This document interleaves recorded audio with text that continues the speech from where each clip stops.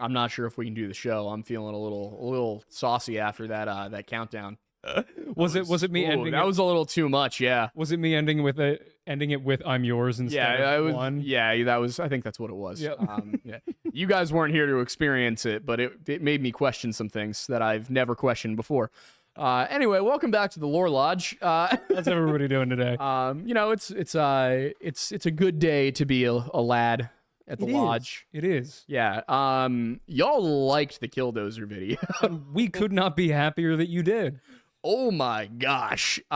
So just as we go into June, this is a big month for us. Yeah. Killdozer did really well, surprisingly well. But the real big reason is that this is our third anniversary. Yeah. As a company, as a channel. And we have a retrospective coming out on Friday. Friday's episode is going to be a little different than usual, but we're going to talk about the three weirdest cases I feel like we've ever covered. And then just kind of talk a little bit about the story of Lore Lodge and how we got here. But it's kind of a weird format. It's a little bit more like a cross between this podcast and then also the way we do the Friday videos. So it's basically, if this podcast were as focused as I'm sure you all wish it was, that's what's coming out on Friday. Yeah, it's actually kind of hilarious because while we were recording it, we looked at each other. We say in the recording, we're like, wow, is this what most podcasts are like? Is this why people do pre-recorded? Because we're way more on topic than usual. So much easier. But, with that said, today's episode, the format, the plan here, we got a couple of things to talk about. Two main things to talk about, but they break down into their own little sections. Starting off, as those of you who saw this past week's video probably know, we are taking a new direction on the Missing 411 stuff. We've covered a lot of cases, a little over a dozen, I think. But they've been all over the map, everywhere. And I feel it's fair, looking at individual cases out of these, what Politis has identified as clusters, maybe I am missing something. I don't think that I am, to be perfectly honest, but what I thought would be a good next step, a good next stage of the investigation when it comes to Missing 411, because again, I still think that some of these cases are weird. Oh, without a doubt. Like something... I don't think that there's necessarily a connection between every case that he's identified or even the weird cases. But every once in a while, I come across them and I'm like, okay, what happened here? So I felt the best way to lean into Missing 411 from here on out is to start taking a look at them in their clusters. So from now on, so I wanted to go into a little bit about how that format is going to work. And then also talk about this past week's video, Jeffrey Haig. And then at the end of the show, so probably depending on how the conversation's going, maybe 7:45, maybe 8. When we get there for the Q&A time, obviously we just put out a video on Killdozer, but it did really well. We're sure you guys are probably Killdozered out.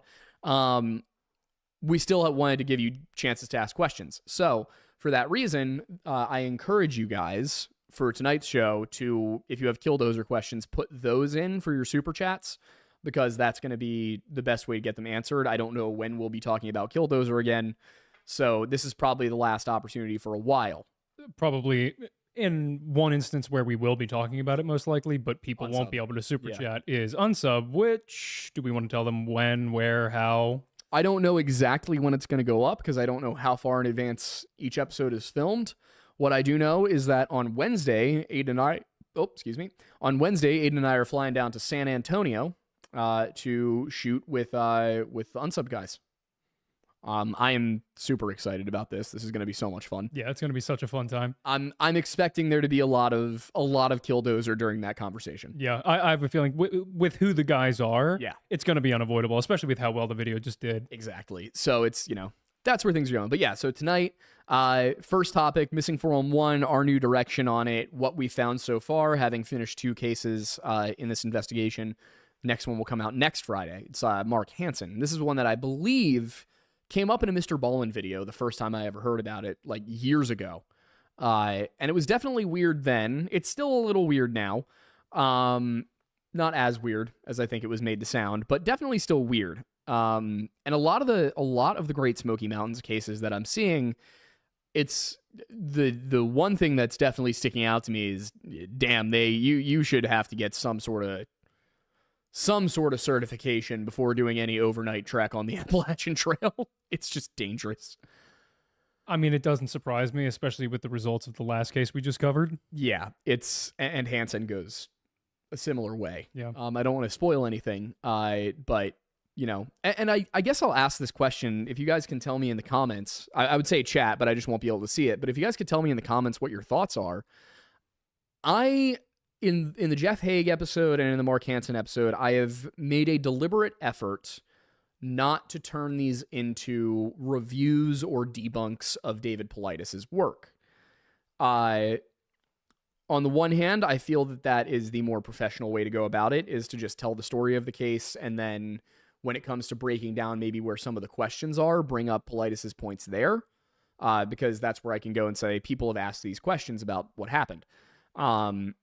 So that's the way I did it in the Jeff Haig videos, the way I've been planning on doing it. It is, I feel, the more respectful and more professional way to approach it.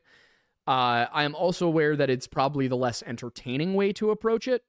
So if you guys could just let me know your thoughts in the comments. I'm not asking you like a 1 for the way I'm doing it, 2 for the other way.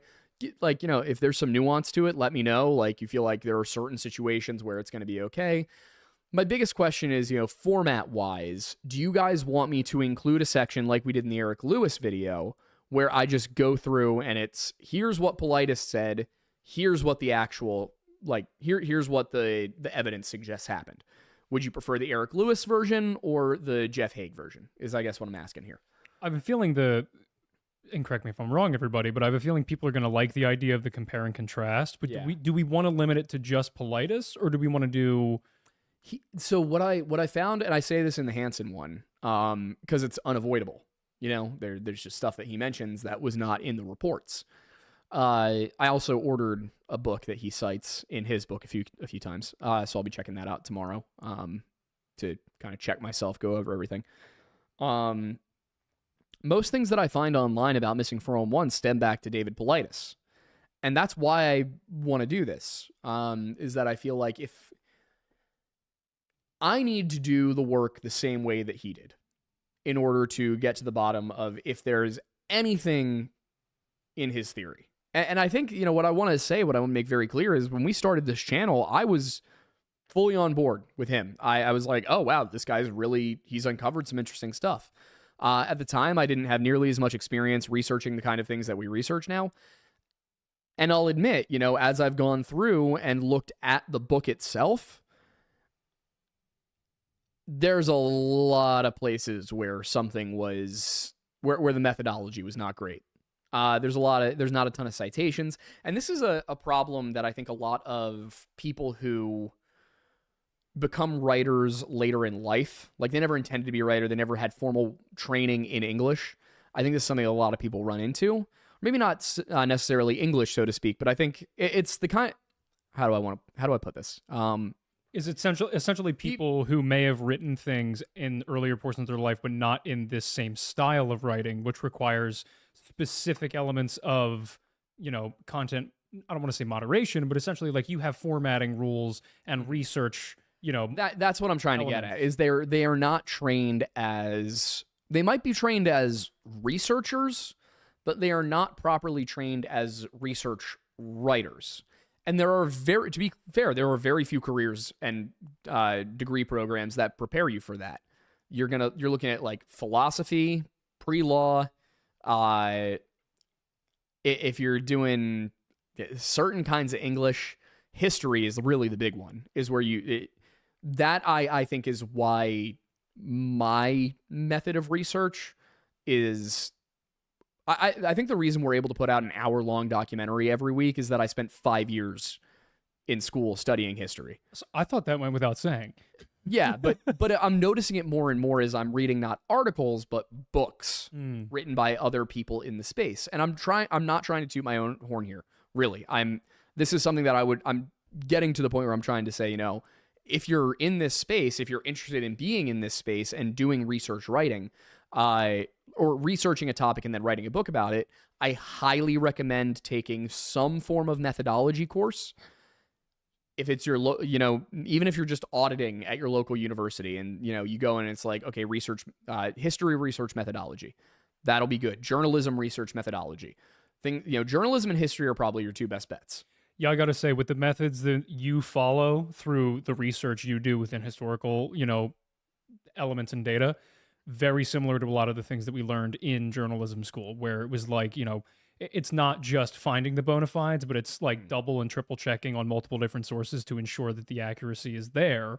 Now, journalistic ethics and historical, research writing, Different. A little bit different, but the methodology is generally similar. Yeah, and that's where my hang-up's been as I'm trying to transition sort of out of research, like historical research brain, and into investigative journalism, where speculation is valuable in investigative journalism. Speculation is got to be very restrained in history. Yeah. Because with journalism, you can kind of just follow your thoughts and let them go. And then at the end of the day, you're writing your article. History, You got to be so much more specific about every single event, because if you get it wrong, you're probably going to have a cascade effect. Whereas journalism, you can retract. But I will say certain things like the investigative journalism specific writings. So, for example, one of the reasons why I love the movie Spotlight, is it's really heavy subject matter, but I love watching that team go through the journalistic method essentially to its baseline level. It's like, not only are they going after this story, but everyone from the reporters who were chasing it on the ground to the CEO or the editor-in-chief of the paper are all essentially going up this ladder of, you need to be able to get all of these facts, all of these witnesses on paper, like rock solid and absolutely defensible to the grave, in order for this story to hold water, because it was such a valuable story. And it's just like, as somebody who studied journalism along with film this, that, or whatever, it is like a perfect embodiment of everything that we were ever taught. Yeah. But it's just, the problem is that on most levels of journalism, you don't see that level of dedication. Yeah. Well, to be fair, that's how I'd argue most history is too. You've got a lot of people who are going to give you the basic version of things and hope that it sticks. And unfortunately, that's how we get things like Tartaria. Is the people who are the best at researching history are not always the best at teaching it. So I have one question about that before we dive into Missing 411. Sure. In terms of things like Tartaria, currently I consider us to be talking about Missing 411, because right now we're talking about how to do reporting and how to compile research and how to present information. And just to kind of close out, so we can move into what you were saying, to close out my point. What I see a lot, whether it's Politis or this was a thing that I want to be clear that I'm not trying to diss the guy here, but when I was reading it was Hammerson Peters' book on Canadian legends. I think it was specifically his book on Nahanni. He would say who he was citing, but he wouldn't have a proper Chicago style or APA style footnote or endnote. So there wouldn't be a little number. It would just be this person said this, but wouldn't always say what work, wouldn't always say what year it was published, And that's why that Chicago, for historians, in large part, Chicago is the popular one. But that's why that Chicago style format is so important, is because as I'm reading down a page of a Chicago style essay or book or something like that, what I'm going to see is that line will say, I'm trying to think of something basic, but line will say on April 15th, 2000, John Smith took a different route from his home to the bike shop than he usually did, right? Mm-hmm. There's a number of ways that you could cite that. You could say, according to his journal, sure, but that doesn't tell you what journal, what entry, what year. What you want to do is say, according, if you don't, and you don't need according to journal if you use a footnote, but you could say that, and then you put a little one at the end, and then down at the bottom of the page, you put in, John Smith's journal, entry for April 11th, 2000, and if it's a published copy somewhere from a publishing house, then you would put the publisher information. A lot of people don't know to do that, and they shouldn't. There's no reason to know to do that, really, unless you went past the high school level for studying fields like journalism and history. And I think with something like Chicago style, you're probably going to see that in history more than journalism. Oh, absolutely. So I'm not trying to trash people for this. My point is to say I think a lot of people in the space would benefit from a methodology course. And even if, that could be something that somebody posts on YouTube. I've thought about when we're at a certain point where we don't need to spend so much time on research for the daily episodes, going and saying, all right, well, let's do like a little, creator university for people who want to do channels like this. How do we break things down? How do we do our research? How does it work? But I just don't have the time for it right now. But I think that would be useful to a lot of people who don't have the specific kind of background that I do, where because I was in school for history, I was trained on proper methodology and proper formatting. I think a lot of people would have more success broadly outside of their own community, might achieve more, and some people might not care for this, but might achieve a little bit more of a professional reputation, be respected amongst more organized circles. Because I think there's kind of this idea that YouTubers can't be legitimate scholars, that every YouTube historian is an amateur. And I think that once upon a time, maybe that was the case, but not now, because this is a platform where people can do PhD research and present it to an audience and get paid, and they don't have to go through any other stuff.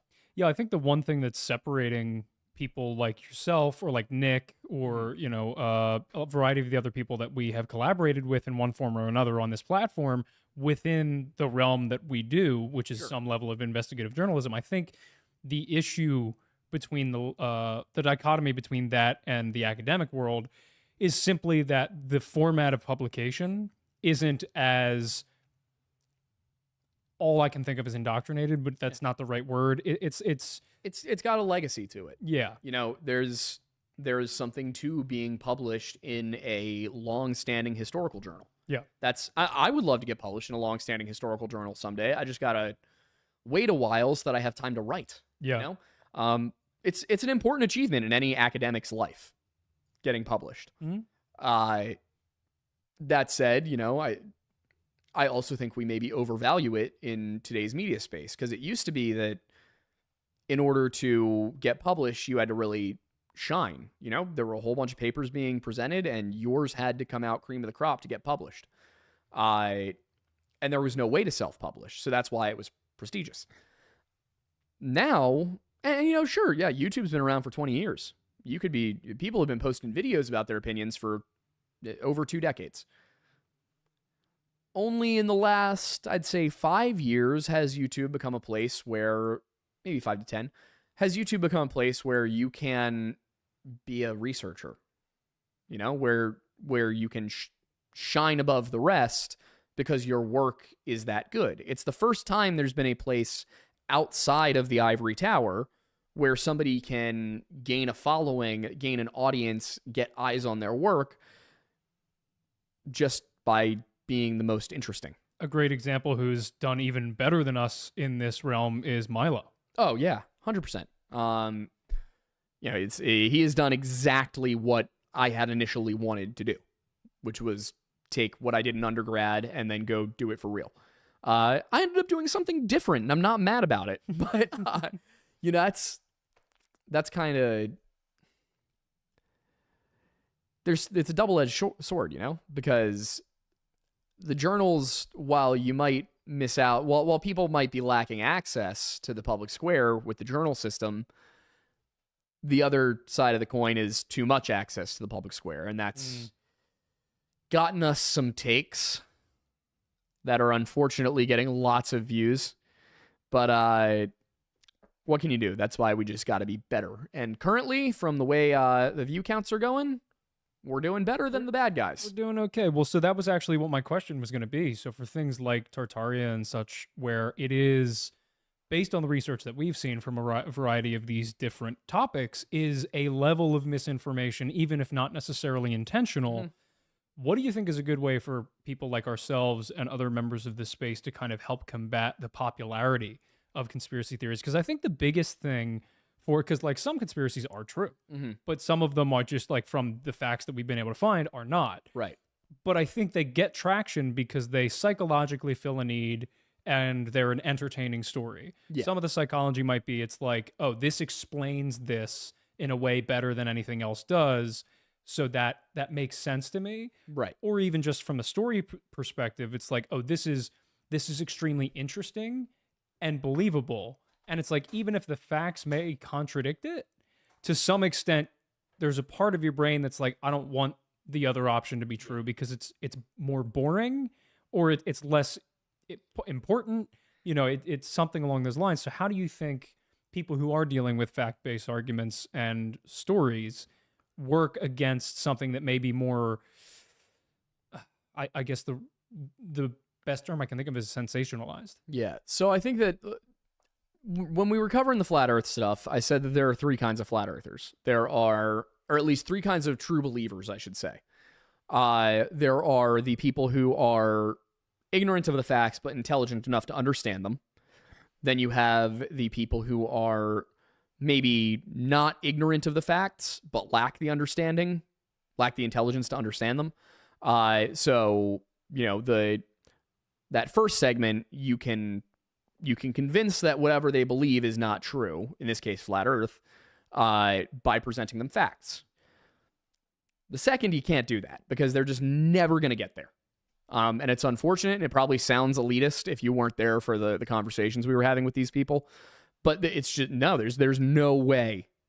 You cannot get past. They are not able to get there. You can't, no matter, you could lead that horse to water and dunk it under the water, and it would not drink. Like, there's nothing you can do. And then the third group is the narcissists, the people who are intelligent enough and have been presented the facts, but they're so obsessed with either believing that they're correct or feeling special that they continue to fight for it. You know, and those people are the ones that it's hard to differentiate from the grifters. You know, it's very hard to tell if somebody is a Witsit or a Forbes, you know? Guy like Ashton Forbes knows that he's pulling one over on people. I think, you know, the fact that he admitted that it was in fact not a real video and then backtracked on it like 3 days later when he realized that wasn't going to make him money, you know, I think, you know, that the fact that he was able to own up to it at all in the first place shows me that he's not a narcissist. He might be a little arrogant, but I don't think he's incapable of recognizing that he can be wrong. Austin Whitsitt, on the other hand, total narcissist. You know, and that's not because of the flat earth thing. That's because of the thing where he got arrested at a national park because he tried to explain federal law to the national park rangers who were in fact right about what the federal law was, and he was not. He kept trying to cite the First Amendment, and they were giving him case law. Dude, that's a narcissist. That's where the difference is. But you got to have so much context about them as a person that you're often not going to be able to tell just from something like them being a flat earther. But what I found, and the reason I bring that up, is that I think applies to most conspiracy theories. And I don't mean conspiracy theories like MK Ultra or the people who said that Waco was a mess before people knew that Waco was a mess. Those conspiracy theories, Gulf of Tonkin would be an example. Those conspiracy theories are based on people noticing actual discrepancies and going, wait a minute, something's wrong here. In fact, I would argue that David Paulides with the missing 411 thing has a case that there's some conspiracy going on, or at least that at some point there was, if he's correct that and I believe I actually found the FOIA rejection notice when we initially did the Stacey Aris case. I don't know if I included it the second time around, but the first time I recall finding the FOIA rejection notice, and it said that it invoked specific sections of code. They were a little silly because it was like, this is an open law enforcement investigation. We're not actually working on it, and we don't think it's ever going to be solved, but technically it's not closed, and the National Park Service is technically law enforcement, so we're not going to share it with you.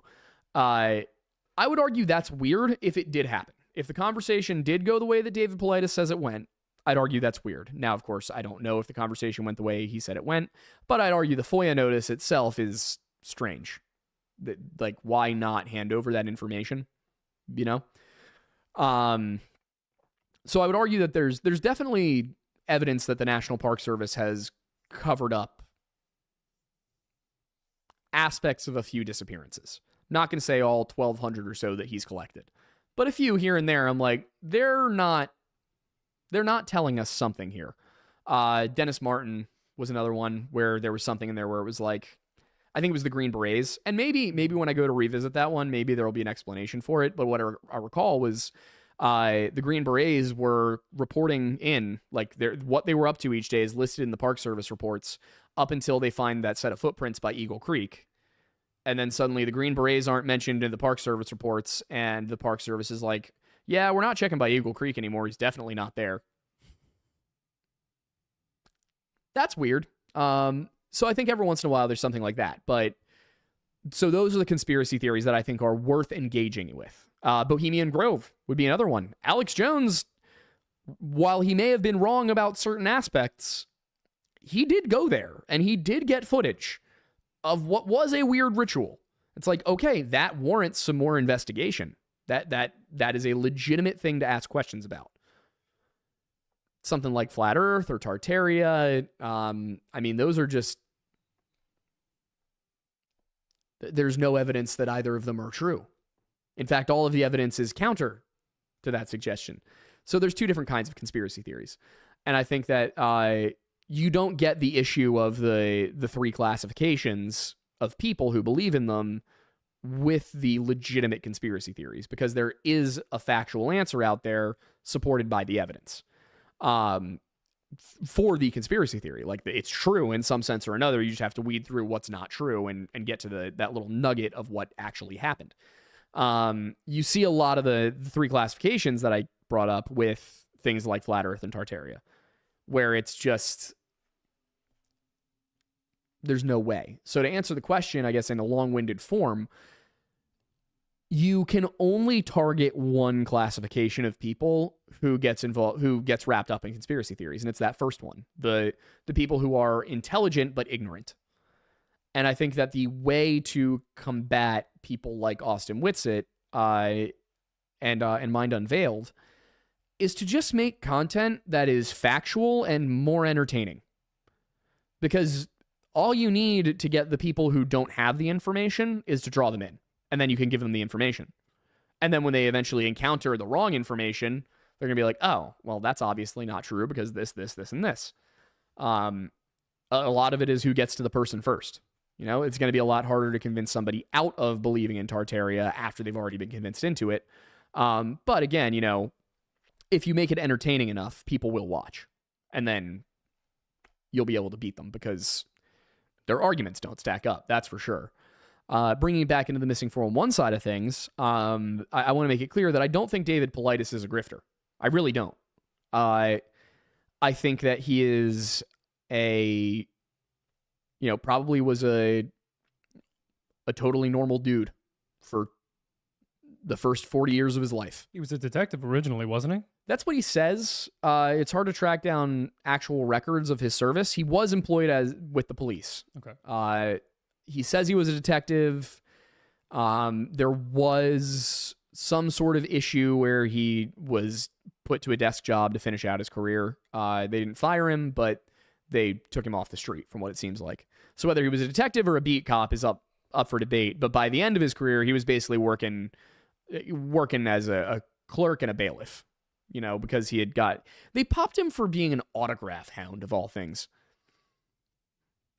Yeah. How accurate do we know that to be? Oh, it was legit. In the video we have that's like, is something supernatural responsible for missing 411? I go into the story on that a little bit, explain what happened and why I think that it's often overblown. People are like, well, he got fired or he got benched. You know, he was a crooked cop, and it's like, okay, he sold some autographs. Come on. And it was something weird, like he used police stationery or said they were for fundraisers. Like, yeah, was it slimy? Yes. Does it mean that the guy is going to lie about everything? No. No, it does not. And that's why time and again, I've been like, I want to have a conversation with the guy because I want to understand where he's coming from. Because I do think that in some cases he does identify weird things. But I also think that his confirmation bias leads him to connect things that don't need to be connected. I mean, he's got 39 cases in Pennsylvania. And he calls it a cluster, but like Great Smoky Mountains, as we're looking at this, these people are all within like a 12-mile radius of one another. Like if you were to draw a center point and just go 12 miles max, out of the people we've looked at so far. The entire state of Pennsylvania. I understand a lot of people think the majority of Pennsylvania is essentially what they affectionately or ineffectually call Pennsyltucky. Yeah. But there is a great number of differentiation between the Four Corners, the center, and everything in between in this state. And also, it's like people, I think, have this weird perception of Pennsylvania that outside of Philadelphia, it's uninhabited. Pennsylvania is like one of the biggest states in the country. There's 13 million people. Yeah. It's bigger than Ohio. It's bigger than New Jersey. I think it's bigger than New Jersey. It might not be bigger than New Jersey, but it's definitely bigger than Ohio. I think we're similar sized to Virginia. Like, yeah, we're certainly not. I don't think we're in the top 10. We're not New York, California, or Texas, but we're beating out basically every state in the Midwest and the West. And New England. And Arizona and New Mexico and Colorado. And wait, really? Yeah. I think Arizona's 10. I think Colorado is like 8. And are we talking 13. just population? Yeah, just population. Okay. We are huge. Very large state. Even landmass wise, Pennsylvania is huge. So when you say, this is a cluster, I'm like, okay, what are you talking about? But I think, I want to use that to bridge into explaining this new format that we were developing. And we're using the Great Smoky Mountain cluster as kind of a test run. We'll launch the official format with Pennsylvania, and it might evolve from there. But currently, the way we're looking at doing this is that, and learning from the way we've done it so far, the first episode, we're going to take these clusters, and we're going to go through each case. And it's going to be, sometimes there will probably be a few cases where it's like, this is only known from a couple of newspaper articles published in 1897, and there's no real way to corroborate it, so I'll present all of those to you at once, and that'll be one video, but then there will be videos where it's just one case. There will be videos where it's 2 or 3. There still always going to be that 40 minutes to 80 minutes time frame. But bookending it, so the first video and the last video of each cluster series, and these will all probably have a master playlist as well as individual playlists on YouTube. The first one will go into the names. So how many do we have? What's the region? What's the history of the region? Is there anything relevant, like a national park or something like that? And then one case, basically an introductory case. And then the next few will be individual cases. And then the last episode of each series is going to be an analysis, like we did with Missing 411 as a whole a little bit ago.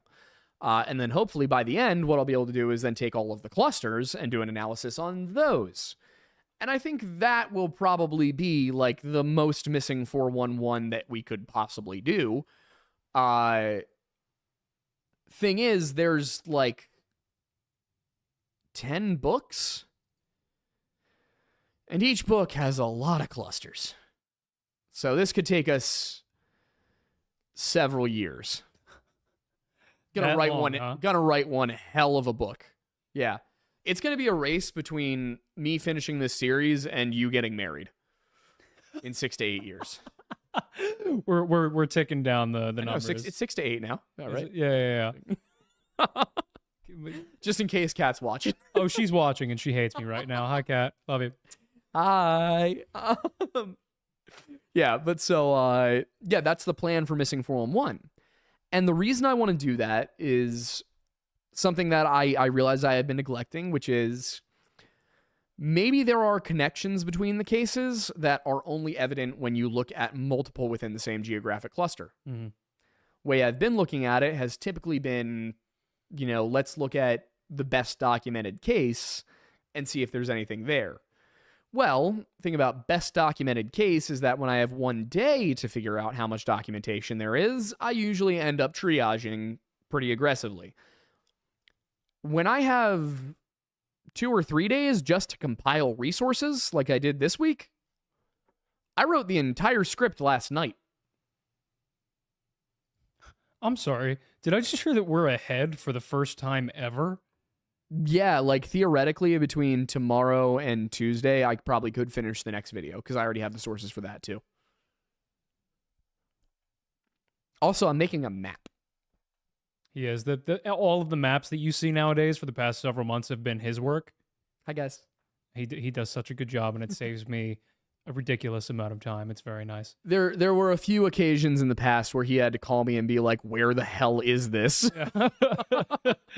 Yeah, it'd be like 12 or 1 in the morning, and I'd be like, dude, I've been looking on this map for like an hour now just trying to find this one bit. I still have 40 minutes left to edit. What do I do? Yeah. So I think I started doing that with MH370. Yeah, I think it was unofficial at that point, Yeah. but then you really hammered it in with the smiley face killer stuff. Yeah, because with the smiley face killers, we have a map for that too. I want to. There's a map for that. Right now, we're using Google's My Maps thing, but it's pretty limited. So if anybody knows of a more aggressive map making software, I would love to be told about it. So that, because my plan was to basically have my master version that stays on my end, and then have community versions. And maybe the way it'll work is that anybody can input something onto the community map, and then I'll export stuff that I can verify onto the main map. But Google only gives you like 36 colors for pins.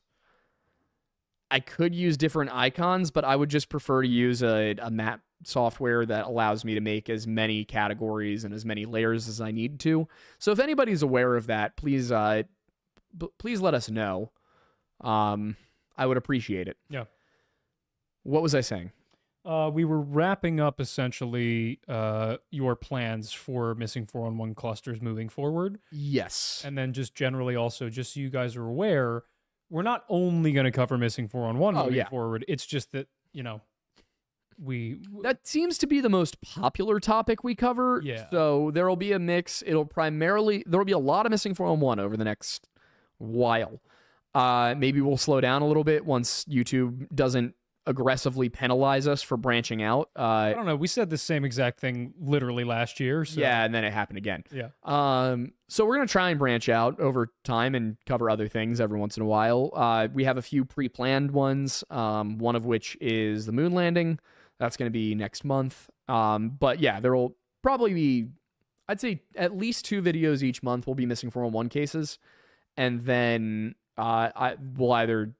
the other 2 will probably be one on just a topic that's maybe trendy or something like that. And the other will probably be a switch between missing 411 when we don't have another topic, and then trying to find something cool that you guys might be interested in otherwise. Unfortunately, the algorithm is currently very confusing. So, yeah. Unfortunately. But what time is it? It is 7:40. 7:40. All right. So I think this is a good opportunity to talk Jeff Haig. Yeah. And I will say, for anybody who has questions, if you would please get them in by 8 p.m. We should be able to. How many super chats have there been? Do you think we'll get through everything there by 8:30? Generally. Okay. Yes. Yeah. So we should be able to answer everything that comes in by 8:30. Oh, yeah, sorry. we should be able to answer everything that comes in by 8. By 8:30. Yes, and then if there's just a couple more or something, maybe we'll go a little bit past 8:30, but we're trying to keep to a schedule of some kind these days. So, with that said, Jeff Haig. This one I'm very hardcore against a paranormal explanation for. How so?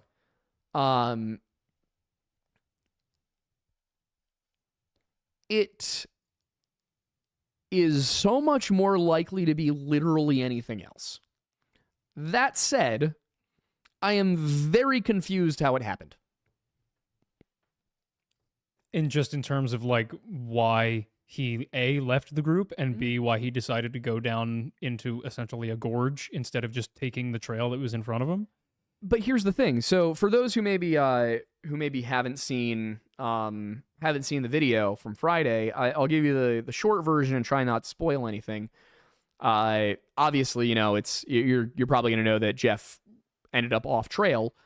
You know what? Honestly, this will probably spoil the main plot points, but I think that the video is worth watching anyway, just because it's good coverage of what happened if you want to know all the details, and if you have any interest in being able to argue the details if it comes up in a conversation.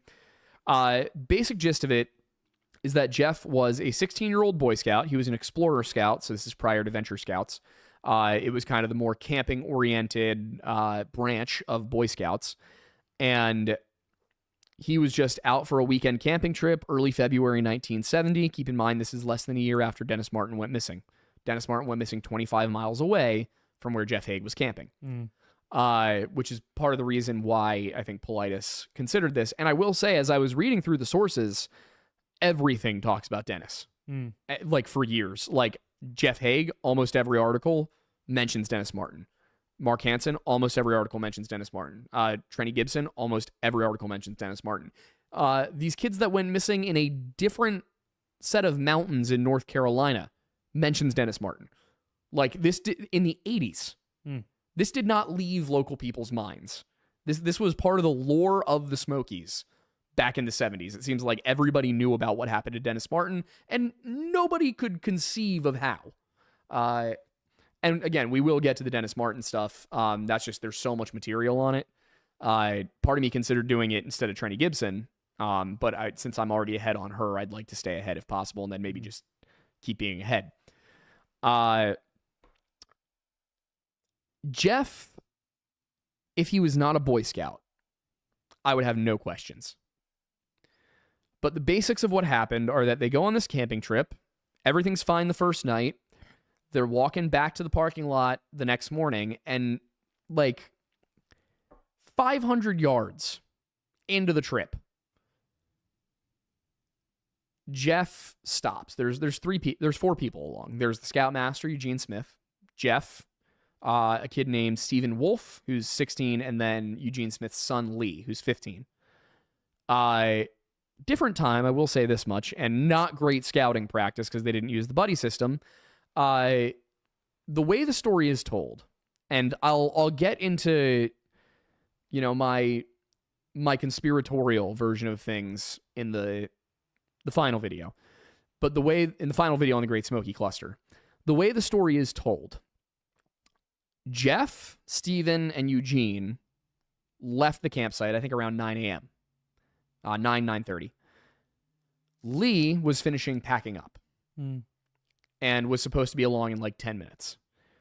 They get about 500 yards in, so just where the trail junction is between the Boulevard Trail and the Appalachian Trail and Icewater Springs Shelter turnoff. And Jeff says, I need to take a break. I'm tired. I need to take a break. I want to sit down. Eugene is a little concerned, but he's like, Lee's going to be along in a few minutes. Not a big deal. All right, just wait here for Lee, and I'm going to take Steven, and we'll head down towards the car. So he goes. It takes a couple hours. It's a 3-mile hike. It takes a couple hours to get back. It's February, too, so it's cold and it's snowy. 3 hours to get back. 2 to 3 hours to get back. And then about 10 minutes after Eugene and Steven arrive, Lee arrives without Jeff. Nobody knows where Jeff is. They go and retrace their steps. They can't find Jeff. They go back to the parking lot and they go to the ranger station and they tell the rangers that they can't find Jeff. And then the rangers look for Jeff. And eventually, Jeff is found very close to where he went missing in reality. I mean, like within 2 miles. And he had left the trail within a couple hundred yards of where he was last seen. They theorize that Jeff got lost, saw that he could reach the highway by going down this ravine, or at least that he perceived he could. It was only 1.5 miles away. I mean, it's not far. Problem was, it was steep and slick, and there were cataracts and rocks, and he was tired and cold. So Jeff just gets stuck in this drainage and succumbs to hypothermia. The story makes sense. Jeff got lost. He went the wrong way. He got lost. He tried to take a shortcut to get back instead of backtracking. Who knows why? And he just was not able to get out of the ravine. I guess it's not technically a ravine. It's a drainage, but he wasn't able to get out. And he died. The part that perplexes me, and the part that I'm curious why there was no attempt to investigate, maybe it's just because it was 1970, and I'm not even sure serial killers were a thing yet, like a well-known thing, right? It was like Bundy and Dahmer were the first two. Yeah, I think because this was in 1970 itself, right? Yeah, I don't know. I don't know when Gein and Gacy were. Yeah, but I think even if things were starting, it was the beginning. Yeah, they're like, serial killers in the national parks weren't like a big, true crime wasn't a thing. So maybe, and crime rates were generally perceived to be lower and things were perceived to be safer. So maybe it just never crossed anybody's mind that there could have been foul play involved in this, but I was perplexed about it, and I found it odd that nobody looked into it. But the reason I say that is the only witnesses in this story are Eugene Smith, his son, and Stephen Wolf. Nobody else saw Jeff that morning. They asked around. Nobody had seen Jeff. It doesn't seem like anybody asked the question. And I think the reason that the question there should have been asked is that there's really no good way to explain how Jeff ended up on the wrong trail. There's no way to explain why he needed to stop and rest, but within 10 minutes decided not only that he didn't need to stop and rest anymore, but that he was going to go the wrong way. No, maybe he got lost, but again, there were only two ways to go, and the trail is marked here. And he had just watched them go one direction. It's not like, somebody had blindfolded him, spun him around, and then asked him to pick which way to go. And if you could see, and Icewater Springs turnoff, the shelter for Icewater Springs Shelter, was right there. So even if he got disoriented and was like, one trail goes this way, one trail goes this way, what do I do? He could just look back at where Icewater Spring Shelter was and go, oh, it's left. The other thing that doesn't make sense to me, and I wonder if it jumped out to you as well, is why was his son left alone to pack up the rest of the campsite? That's what I was about to get to, because I was not a Boy Scout in the 60s, so I don't know what the protocol was going into early 1970. But when I was a Boy Scout, that was absolutely not something that would happen. Now, he was the Scoutmaster's son, which could explain why there was a little bit of leeway. It seems like, based on the way the story is told in the papers, it seems like the Smiths were pretty avid hikers, and maybe the way Eugene saw it, his son was experienced enough. His son was a young adult. 15, especially back in the 1970s, was considered a more mature age. So it could have been that the way he saw it, his son could handle that responsibility. But again, that's not made clear. And it doesn't look like anybody ever asked. And maybe they did, and maybe they're in the National Park Service report. I was not able to get a copy of one. I'd probably have to file a FOIA request, and I will. I'll make the attempt. But, it's hard to look at this situation where one boy disappears and everybody else's story seems so convenient. I'm not saying that they necessarily did something to Jeff, but I think it is possible that maybe they played a prank on him and it went wrong.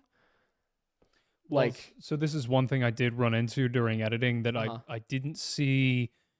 You didn't mention it at all, so I figured it was either something that was not corroboratable. Yeah. Or, it may have just been some random detail, but there was a post I saw of a newspaper clipping that somebody mentioned that there had apparently been a very intense snowball fight the previous day, and that there was what followed that, a very intense reprimanding of certain individuals, including Jeff. This was in one newspaper clipping I saw, and there was no... Was it one of the ones from...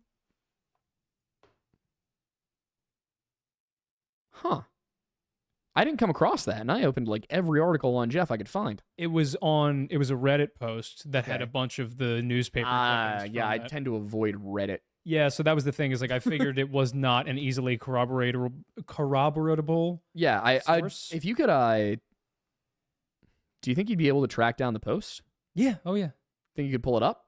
Yeah, hang on. Yeah, if you can pull that up right now, I can take a look at it and tell you if it conflicts with anything else I'd seen. because that was something that, was in the back of my mind, but I had no reason to bring it up in the episode. And I try not to speculate in those as much as possible. So I didn't want to say anything about it because, again, I didn't have any information here. Yeah, there you go. Okay, what's the paper? Article published in the Tennessean on February 20th, 1970. Eugene Smith, Scoutmaster, feels... Oh, yeah, I probably didn't look at it because I had already gotten everything I felt that there was to find. Yeah. Said Eugene Smith, who was the Scoutmaster, feels the youth intentionally parted from the group to take the Boulevard Trail. He said Haig and 2 other scouts got into a snowball fight the night before, and that Haig apparently got the worst of the scrap and was disturbed after the 3 boys were reprimanded by Smith. Ah, so that's kind of what was in the back of my mind. Yeah. When I was researching it, and I'm mad at myself. Now I guess I will check the Reddit for these cases, because in the past it's just been a cesspool. Yeah, it's just been like a bunch of BS or something. Like everything's like Strange Outdoors or like something like that. So I usually just don't look at the Reddits because it's been a waste of time historically, but I'll check now because that would have given me the option to say what I was thinking, which was, I wonder if something happened that led him to go off alone. And I would not be surprised if Eugene Smith's version, maybe not intentionally, but I wouldn't be surprised if he toned down in his account how bad it was, because clearly his son was one of the perpetrators of whatever had happened. And, I don't know about you, I have never been in a snowball fight, at least not when I was in my late teens, where I walked away feeling like disturbed.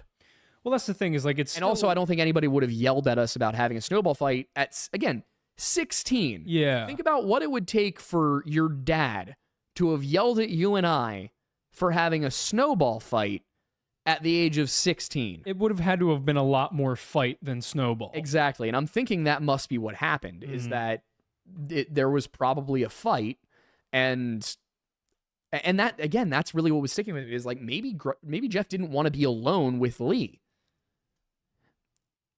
Which now I will say, I think Eugene's probably right. He probably did want to leave the trail, and that's what I was trying to... I knew something didn't fit, and I just could not find it. Here's my thing, though. It still feels kind of suspect to me, because in the story that you devised, and then his thing of, like, there was a fight, I think he just wanted to be alone, he should have had the recognition. If it was that bad, where he had to reprimand them, and to the point where he felt one of the scouts notably was disturbed by the reprimanding and the experience of the fight in and of itself... Yeah.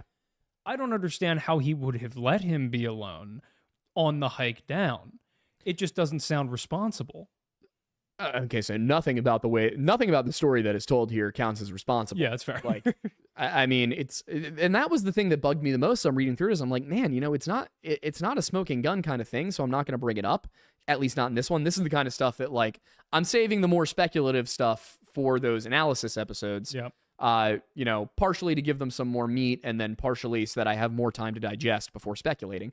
But nothing about it's responsible. And that from the jump, the story did not feel right to me. This makes me feel like it feels less right. Like everything in the video we put out then, plus that. Yeah. There's too many branches on this tree. Yeah, the video we put out, I was like, I could see this somehow happening. And so that's why that's why I didn't go so far as to accuse anybody of anything or bring any of this up, is I was like, I could see there is a way this happens where foul play is not involved. It's a long shot, but it's possible. Exactly. Like there is a way that he decides, oh, I think I'm going to challenge myself and go through the ravine or something like that. I forget exactly what my reasoning was in the video. It was, you said essentially along the lines of, like, as teenage guys, you think that you're invincible and you think that you'd be able to do whatever you can. We know this for a fact because that's how we were at a local national park. Where is it, a state park maybe? Which one? St. Pete's. St. Pete's is a state game land. Yeah, so running around on the boulders around them, it's like... They're like 12, 15-foot drops between giant boulders that, like, even if you didn't die falling down there, you'd severely injure yourself. And we're just, like, jumping between these things. Yeah. And it's also the fact that they are in the middle of a running river. So it's like, there are rapids and waterfalls within these boulders. And it's like, if you slip and fall, you hit your head and then you get sucked down under a waterfall. Yeah, it's like it was objectively a dangerous thing to do. But it was really fun. Yeah, and the idea was that if something if something did happen, one of us would be able to pull the other one out. We were both in very good shape at the time. Not quite there anymore these days. We're it could be worse. It could be worse. It could be. But yeah, so that was the one thing I could think of is maybe it was just hubris. Or like maybe he did take a wrong turn somehow, and then rather than backtracking, decided that he was going to try and go that way. But like as I was saying it, even I was like, it just doesn't fit. It just doesn't feel right. Yeah. So that helps, and now I'm kicking myself for not reading Reddit, which I never thought I would do. Part of me was like, do I bring it up? But I found it at like 2 a.m, and I was like, we'll address it in the future. It may be BS because it's Reddit. Yeah, but now the thing is, that's part of why. That's also the other reason why I want to do the cluster model, is so that if something like that does happen, we have a planned second opportunity. To look at it, and I can say, hey, there's going to be a follow-up video on these. If you find something, tell me. Because then I'll be able to possibly bring it in and add and fix everything for the final episode. And that goes for the audience as well. If you guys are able to find anything, that would be cumulative information to this, so we can review it and figure out the legitimacy of it, that will also be beneficial to the meta-analyses of each of these clusters. Exactly. So with Jeff, if there was a snowball fight that was so intense that they had to be reprimanded for it, I'm assuming somebody probably got hurt. And then here's the other thing is like, it could be that Jeff got a good knock on the head and was concussed, and that's why things happened. What I think is most likely, based on what I'm hearing so far, and I'm going to do some more digging on this, but when I consider that, I think one very likely option would be that they got into a snowball fight. It turned into a fist fight. Probably somebody got a snowball to the face or something like that. Turned into a fist fight. Maybe Jeff got ganged up on. Or maybe Steven was kind of, like not super involved, whatever. But the next morning, clearly Jeff asked to take, one of two things happened here. Either the entire story is a fabrication and they did something to Jeff to get him off course. Or if Jeff did ask to take a break, he probably asked to take a break so that he would not have to walk with them. And then maybe his thinking was, I can see the highway from here. I'll go down through the ravine instead, and then I'll meet up with them at the shelter. Or maybe his plan was just to kind of like scare him for a little bit, like hide out down there, force him to come looking for him. I mean, he did leave all of his stuff very visible on what he would have perceived to be very visible on a rock. Maybe it was all to, play a prank, make him scared, and come look for him.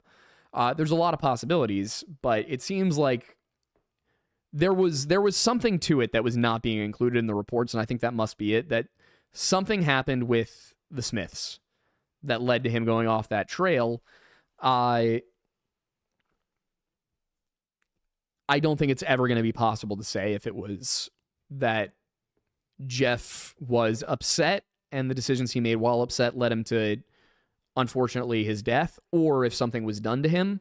And I'm not comfortable knowing so little, accusing them of doing something to him. I think, considering the fact that these guys there doesn't appear to have been a known history of any of them being violent or something like that, my guess is that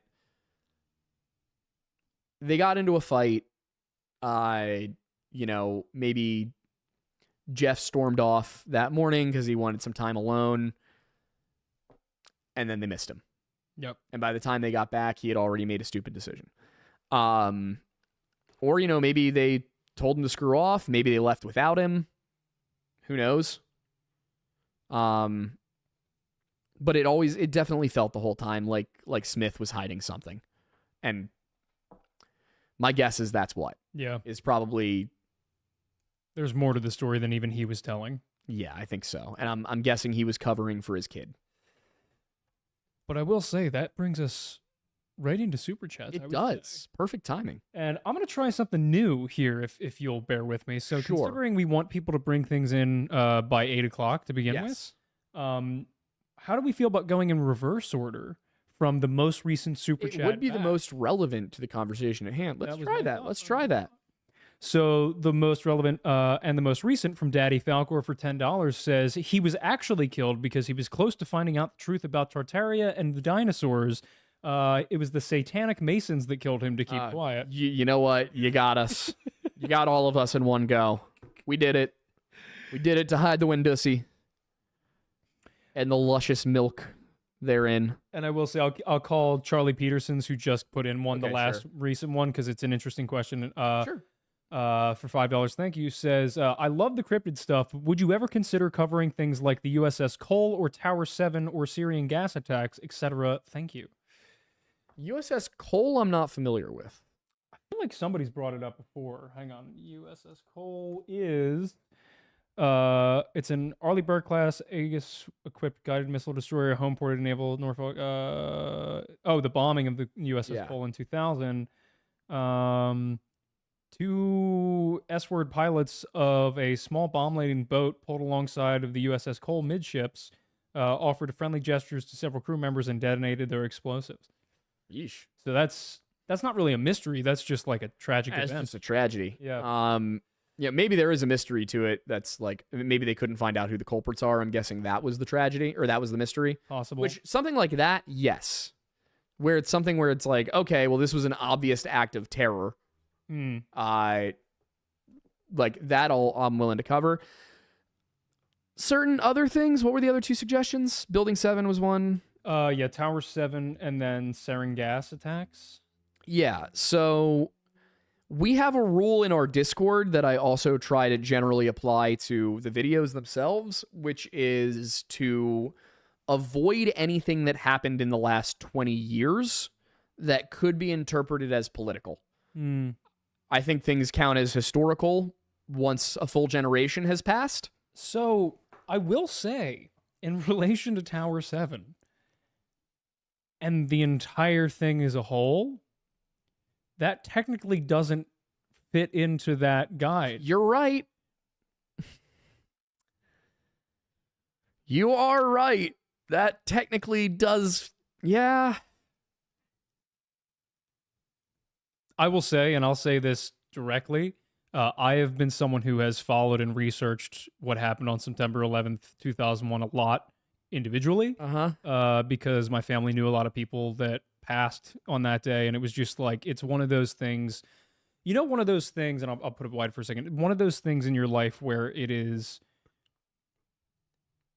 so outside of the realm of normalcy for you that there's like, it's like there's a synapse that's misfiring in your head. Yeah. And it's like, I have to know more about this to understand it because it doesn't make sense. I always do think it's very interesting that so many people are like, a building wouldn't collapse like that if you flew a plane into it. And I'm like, how many times has a plane been flown into a building that big? There's not enough like data on that. Yeah, and here's the thing is I've never looked into it too deeply. I've seen videos by engineers who explain why it happened the way it did. Fact of the matter is, I don't know enough about structural engineering to know if they're telling the truth. Yeah, I think it'd be a worthwhile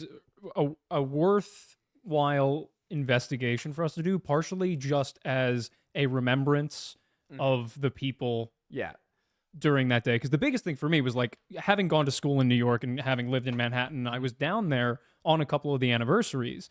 And I remember specifically there was one day where I was I was going to a journalism class, and it was on a Tuesday in September. Right. And that on September 11th that year, it was a Tuesday. It was a morning, and it was a Tuesday, right? It was a Tuesday, and it was just a normal, beautiful day. The severe clear. The 21st anniversary. Yes, I think so.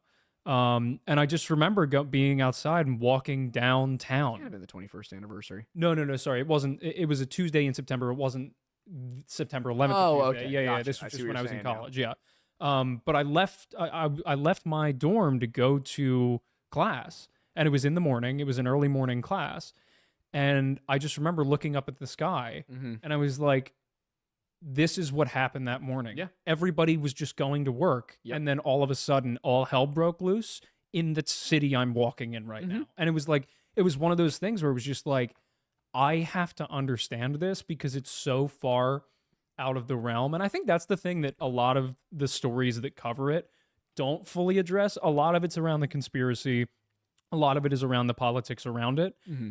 I haven't really seen a lot of good media that really depicts what it was like being someone who was just going to work that day. Right. And then you didn't know if you were coming back. Yeah. And like there was one book I read this year. It was essentially the timeline, and it was literally minute by minute Jeez. of things that were happening, both at the naval base up in Connecticut or something. I think it was. It was on Air Force One. It was at the Pentagon. It was at the White House. Right. It was in the towers. It was in what was it, like Kansas or whatever, where Air Force One ended up going. And it was a minute by minute of all these different people, from janitors at the Twin Towers up to like Dick Cheney and all of the people in between in a variety of different scenarios. And it was just like, you're reading the book and it's like, you don't know. There are families here that are both either working in the towers or like they have one working, one not. Firefighters, like a lot of them. And it's like, there are bits where like we didn't see, like I saw my brothers that morning, and that was the last time I saw him. It was like, just insane. But anyway, I'll shut up about that. No, you're fine. Have you ever seen the video of it's the rubble, and you just hear all the firefighter. Yep. Like. Yep. I think it's the pass device. Yeah, they're motionless. Their alarm that tells you that they're motionless. Yeah. Is going off, and it's. Yeah. There were like the dogs got PTSD. Yeah. Yeah. That's how intense that was. So that's why I've always been tentative about talking about 9/11, is that like, no matter, I'm not going to say it doesn't matter if it was a false flag attack, because obviously it would matter quite a bit, but everybody's emotions about it are so personal. Yeah. Because so many people were affected. My stepdad was supposed to be in New York that day. Like, I don't know if he was supposed to be in the World Trade Center. I still can't believe. But given the field he's in, he very well could have been. I still can't believe Seth MacFarlane's story. Well, oh, yeah. Wasn't he supposed to get on a plane? He was supposed to get on one of the ones that went into the Twin Towers, but he missed the flight because he was too hungover. Jeez. He overslept, and I think it was Flight 11 that was the first plane that hit. Mm-hmm. And it's just like, there's all these reserves. My mom, one of our family friends, he was working in it. Mm-hmm. He was working in one of the towers. He was almost out, but then he had to turn around because he remembered his boss, who was in a wheelchair at the time. Yeah, I think you told me about this. Yeah, and he went back up and he never came out. Mm-hmm. And like, we know a lot of different people who were tangentially involved. But that's the thing, is like, the only reason that I would ever feel comfortable for us doing it, and obviously, I'm not the researcher for this. It's, for me, I don't think it was a conspiracy. Just blatantly, I'll put that out there. And I think the benefit to us doing it would essentially, I think we would essentially confirm that that's true. And then, at least I'm confident that the data will say that. To the people who don't fit into the 3 categories. Exactly. And I think that would be a nice acknowledgement of like the reality of the day. Mm-hmm. Now, is there a slight possibility we find the... I am a little confused about the Building 7 thing. I don't understand why Building 7 collapsed. Like, I know they said it caught fire and it was just a weird coincidence or something. From what I remember of the book that I read this past year, because they have a lot of, relevant stories about things like that, it was partially the fire, partially the collapse of the main buildings caused a lot of rubble to essentially reverse mushroom out. Gotcha. So it made the bottoms of the buildings weak. And I think that's why. I could be wrong. I could be misremembering, but I feel like I remember specifically people mentioning that they had run into Building 7 as the others were collapsing and like got nearly wiped out because of how much debris was slamming into the bottom of that building. But why just that one? I think it was the closest, I think. There had to have been buildings just as close. I don't. Yeah, I don't know. Maybe it's worth looking into. Yeah. As a thing to be like, what did happen there? Yeah. But yeah, I mean, it's just such a huge topic. But yeah. So anyway, Also, I think last time we talked about 9/11, I had some choice words for somebody in the chat.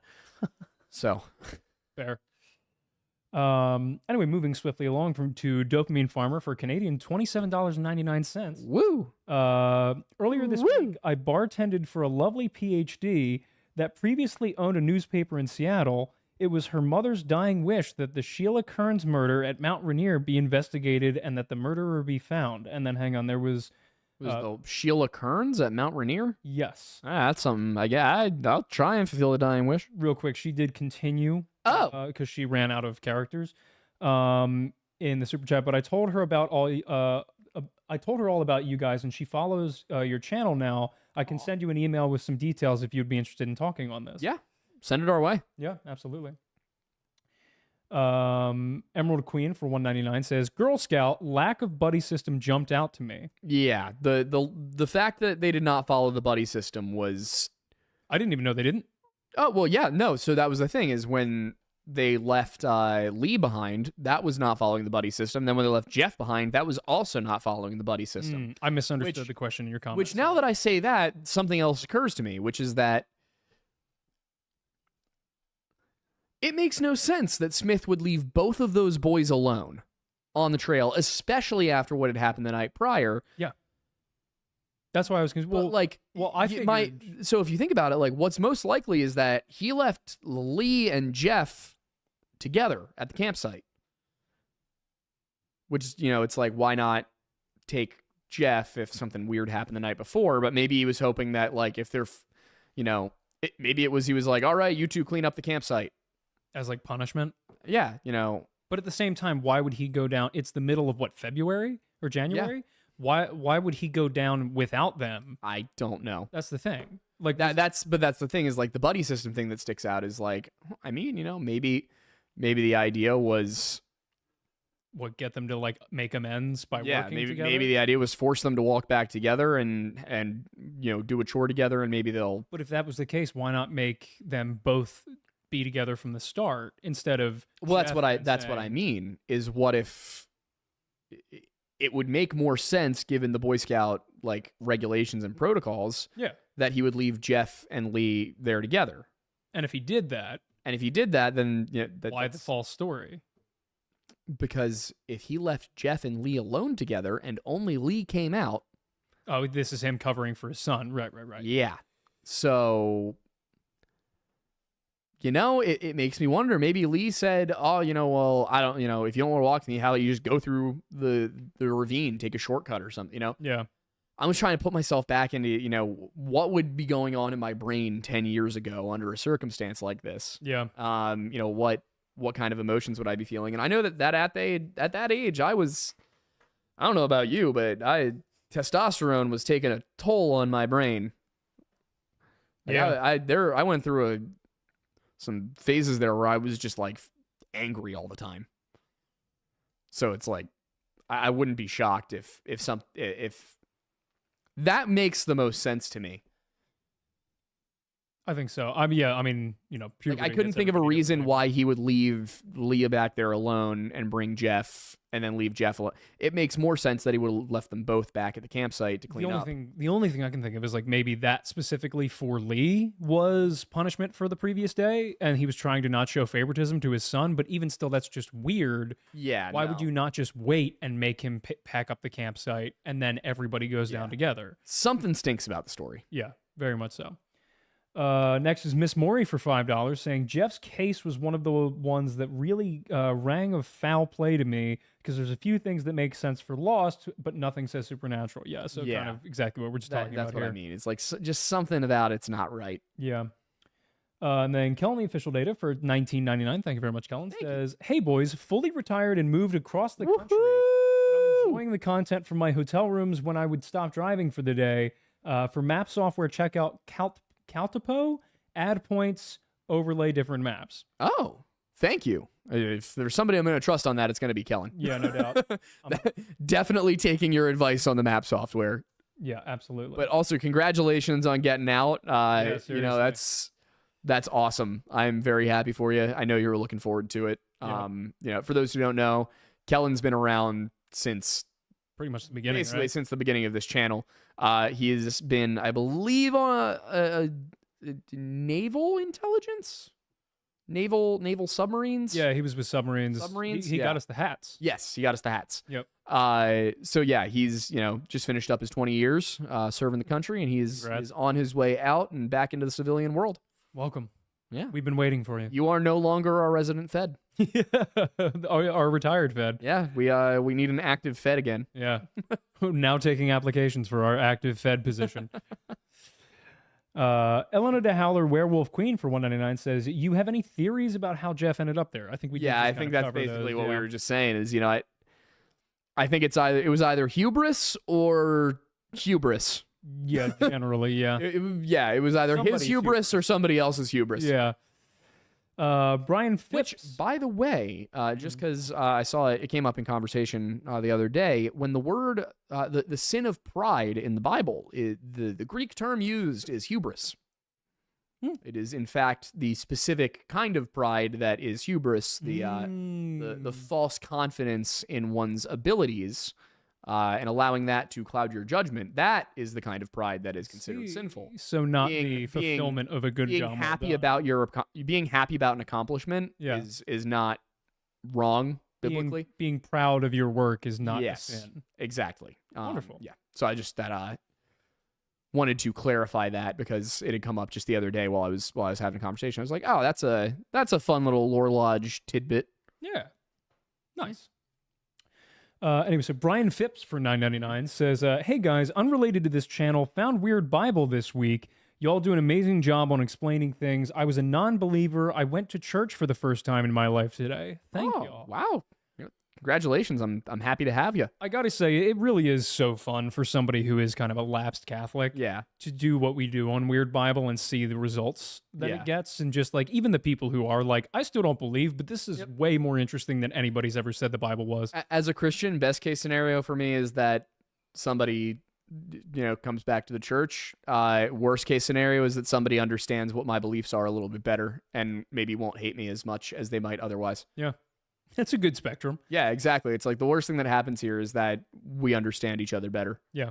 What's not to love about that? Yeah. So, Cara Bellinuit, I believe, became a member. thank you. Uh, Reminder, members get access to the monthly Liquored Lore streams, and also, as of the end of this month, all of the transcripts and notes from the month's videos. yeah.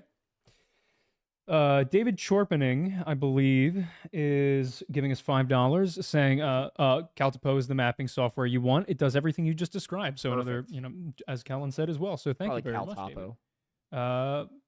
Yeah, probably.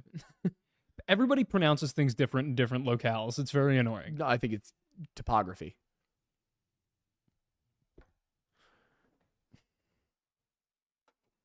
I'm going to go in the corner for a minute. He needs some corner time. There's a dunce cap here. Yeah. You can't see it, but it's there. I think that needs to be a thing now. That anytime somebody says something stupid on the show, they have to go sit under the imaginary dunce cap. Yep. Maybe we'll have a camera fix that exact location that has a dunce cap. I think that'd be fun. I have a feeling I'm going to be the one that's there frequently. Especially with the way I pronounce things or pronounce. Especially the way I pronounce things. If anybody wants to send us a real dunce cap that I can put on, you're welcome to. It's like if anyone wants to come end my suffering, if anyone wants to put me out of my misery, it's not possible. It's never ending. I'll kill you and I'll make it look like a bloody accident. Incredible. You're not just wrong, you're stupid. Yeah. Gonna need to. I need to just have that GIF on hand on Twitter nowadays. That you're not just wrong, you're stupid. Yeah. Cat in the Hat was really a phenomenally weird movie. It was Mike Myers, right? Oh yeah. Just come back, Mike. We miss you. Oh, an incredible movie. Oh, absolutely. Next is Emerald Queen for $1.99 saying, "Nice job getting ahead. Well done." Thank you. Miss We'll Maury. see if it lasts. Yeah, right. That's kind of the biggest thing. It never does. We've done it like once or twice before, and there's always... Every time we do it, I've been like, I could make the video more extensive. That's the biggest. Oh, I have 2 extra days. Time to include 70 more details. What were the exact weather conditions on a square foot by square foot basis of Mount Rainier? What was Lyudmila Dubinina's father's blood type? Like, why not? Why not? Just in case. Yeah, it might be relevant. You never Which know. is literally how our videos got so long in the first place, is just early on me being like, well, I mean, I should just include all the details. They'll be relevant. The videos are only 15 minutes long. What could possibly go wrong? How long's the Donner Party video? 2.5 hours. The Donner Party video is a bit of an epic. I still had my day job when we did that. Yeah, I don't know how we pulled that one off. How did we do that? I think I shot without you there for like 2 days. That's right. That's right. Yeah, I filmed myself for 2 days. 'Cause I had to then go do work Yeah. in the meantime. Which was just a lot of talking. Yeah. That one, I have a feeling that when I transcribe it, will basically already be a book. Probably, yeah. I'm probably just going to send it off to an editor and be like, hey, what do I need to do? Yeah. Might as well.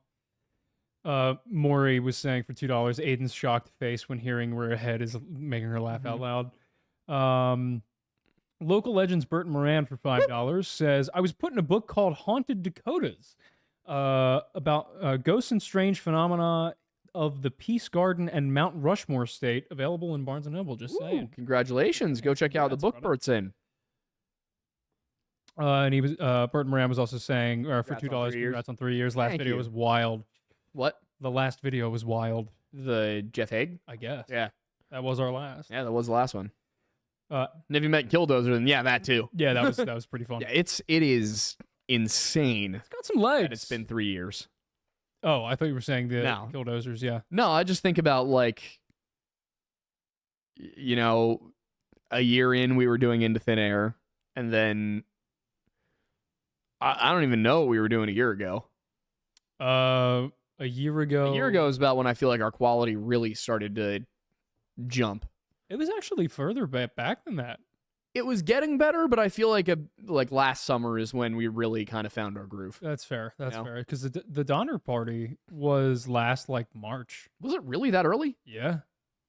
Damn. Oh, I'm probably fat in it. That sucks. No. Gotta redo it. Yeah, right. Redo the Donner Party Oh video. God, I'm gonna use so much more. Find a way to have AI regenerate it so that it's my voice from the original, but my body now. You probably could. Why That's the am I weird aging thing. backwards? You're Aside from the basically facial Benjamin hair, Button. It's going pretty well, actually. Although I definitely, the way my body feels internally is not aging backwards. Yeah, no, I hear that. I feel better than I did a year ago. I feel considerably worse than I did 4 years ago. Baby steps. Yeah. Baby steps. Astro for $5 says, I'm super proud of you guys for starting the whole Redacted Media thing. It's Thank super you. inspiring to see the growth you've had over the past couple of years. Yeah, honestly, you. so just kind of continuing the thought process on like Yeah. the 3-year journey.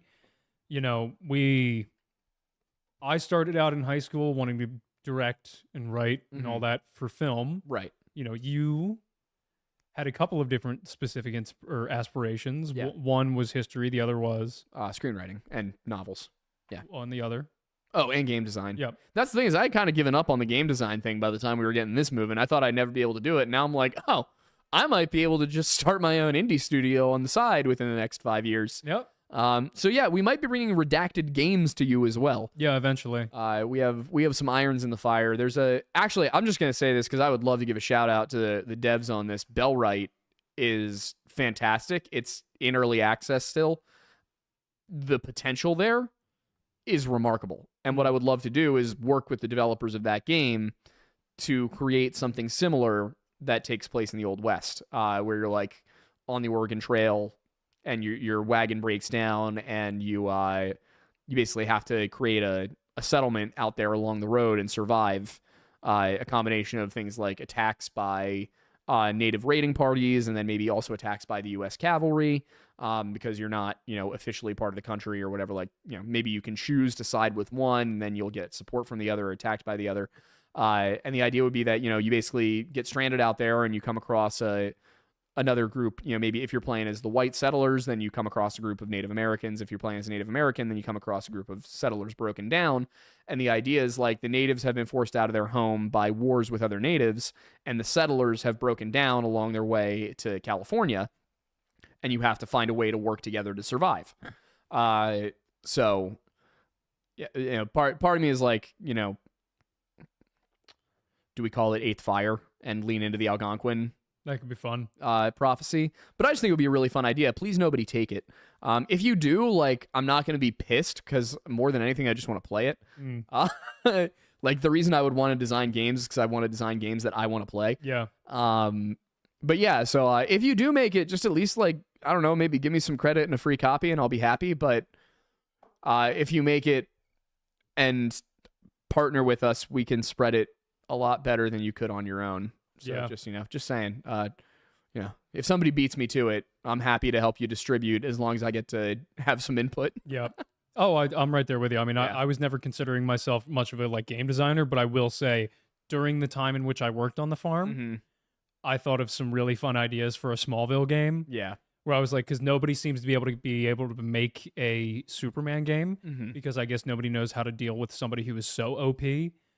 But if you start off with no powers, If you start off with little to no powers and then your progression through the game is essentially similar to that of the show of Smallville, where you kind of experience or like you discover new powers Mhm. and you level up to the point where maybe like the last, third or quarter of the game, that's when you eventually turn into Superman, if at all. yeah, And I think that could must be be really kind of cool. fun. Is you have like have it be more open ended so that you don't have to become a superhero. Yeah, true. That there's a lot of directions it could Yeah, go. you could become like Yeah. the dark Superman or whatever, stuff like that. Yeah, it could be fun. But yeah, where he and I kind of are right now is that 10 years from now, he'd love to be running our film division, and I'd love to be running our game division. You can be Spielberg, I can be Todd Howard. That works. That works for me. Nice. Except we both have to And we- wear the Teletubby outfits. But yeah, of course. That's going to be office attire. That's going to be required. Anybody who works for Redacted Media has to come to work in something Teletubbies themed. Yes. I Eventually. think that'll be actually really funny to have as like, you must have something Teletubbies themed at your desk. I don't care what it is. Everyone- And never explain why. And then we just give them something like, if they ask why, we just tell them 132 and say nothing further. And none of them will ever figure out that it's because we came up with this on episode 132. Yep. Mhm. Somebody will, and Or- then yeah. we'll be like, "You're promoted." Exactly. Whoever figures it out disappears, but it's because we sent them on like a vacation somewhere. Yeah. Everybody's like, what happened? Yeah, it's like, what happened? What happened? And we're like, before we send them off, they're like, "You can't tell anybody, but like, have a great time in Aruba." Yeah, exactly. It's like, you've got 2 weeks of paid leave. Yep. Just don't tell anybody have where fun. you're going and make it as ominous as possible. But here's the thing. Is that the person who does that likely would spend the first week in Aruba and the second week doing really in-depth research for something, and then come out and be like, "We should look into this," and we're like, "This is why. Exactly. This is why." I plan to go lock myself away in a cabin in the mountains for 2 weeks every year once I have the ability to do so, Yeah. just to work Yep. uninterrupted. Yep. I hear that. Anyway, next would be Ellen to the Howler Werewolf Queen for $4.99 saying, "Do you have any theories for ways that the Killdozer could have been prevented?" Yeah. Yeah, Gus Harris could have said, yeah, you can have the easement. Ron Thompson could have said, yeah, I'll talk to Gus Harris and get him to give you the easement. Bud Wilson could have talked to Gus Harris and said, yeah, I'll get him to give you the easement. Cody Dochev and Gus Harris could have agreed to buy the property for what Marv had agreed to sell it for in the first place.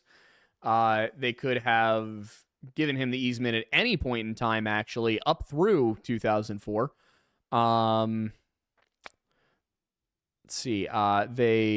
They could have agreed to give him the easement when the Dochefs put everything in. They could have agreed to have the city build a line for him when the Dochefs went in and had their own line installed. Yeah, there's a ton of things that could have been done to prevent Killdozer, and essentially every single one of them boils down to the town board decided not to. Like, everybody talks about how unreasonable Marv supposedly was about the whole thing. All the people who didn't watch the video and commented before and then said something that I addressed directly in the video and explained why they were wrong about it, but for some reason they thought commenting was a good idea. Don't do that. You're never going to look smart. Yeah, really, it generally helps to have all the context. Watch the video before you comment. Yeah. This doesn't go to any of you who are watching this right now. I know you all know that, but it's just funny when people who, like, they'll just come and be, you know, they think they know the story.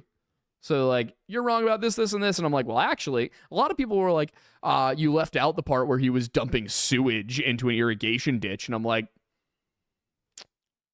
you consider why I might have left it out? Maybe because it wasn't happening. You consider the fact that that's basically only on the Wikipedia and nowhere else? Not in any contemporary documentation, no town record of it happening, no record of, like, if it happened, why has nobody come forward with a copy of the fine? It didn't happen. Why are you arguing with me?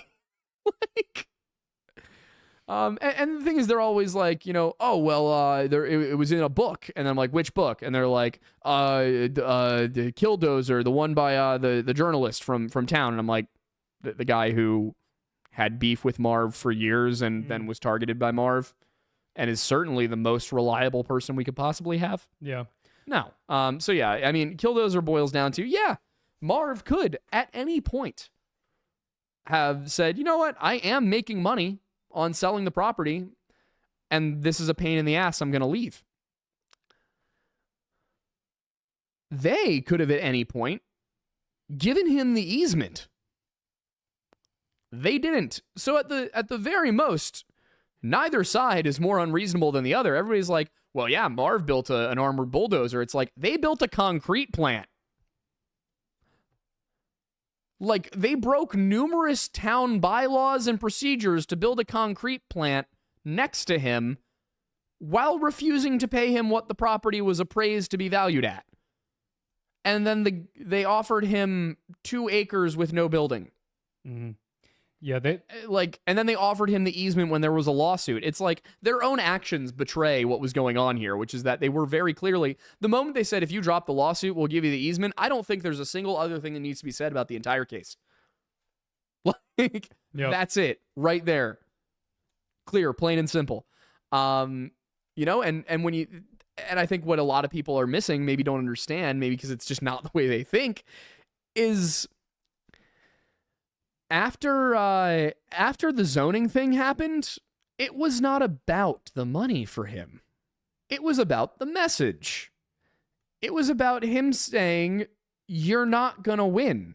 Because them getting the property at any amount of money below what it was appraised, and specifically Cody Dochev, like, and here's the people were like, he ended up selling it for $400,000 anyway, you know, and they were like, the Dochevs offered $450,000, and it's like, no, they didn't. Never did. That's a total lie. He listed it at auction for $450,000. The Dochefs didn't bid. So I look at the thing and I'm like, he did everything he possibly could to play within the rules. And then, yeah, he sold it to another company because by the time he was ready to do what he did, it was not about the money. It was not about him having a comfortable retirement. It was about the fact that for 10 years, he had done nothing but serve the people of this community from his little muffler shop. Like, you know, he had done nothing to wrong anybody. He felt that he had been bullied because he bought the property that Dochev wanted, and Dochev objectively wanted the property, went to the auction to buy the property, and then was upset when he was not able to buy the property. Patrick Brower reported all of this in 2004. Every detail here. And then it's just contradicted in Tread. It's the movie Tread is a lie, guys. The movie Tread that a lot of people, including us, when we first watched it, were like, wow, this is actually, you know, paints Marv in a pretty good light. It's a lie. It's multiple levels of deception. They're deceiving you into thinking that they're giving you an honest account of who Marv was, so that they can go and then say, he was a good guy, but he just lost it. And, he got paranoid and thought people were out to get him so that they can, wash their hands of it and say it's not their fault. It was their fault. Everything that man did that day was their fault. There's no question about it. It seems like a lot of the people kind of missed that. Whether it's people who didn't watch the full video before they commented, or they would watch it and they still didn't seem to kind of like understand that was the point. I think it feeds in a little bit to personal philosophies and ideologies. Mm-hmm.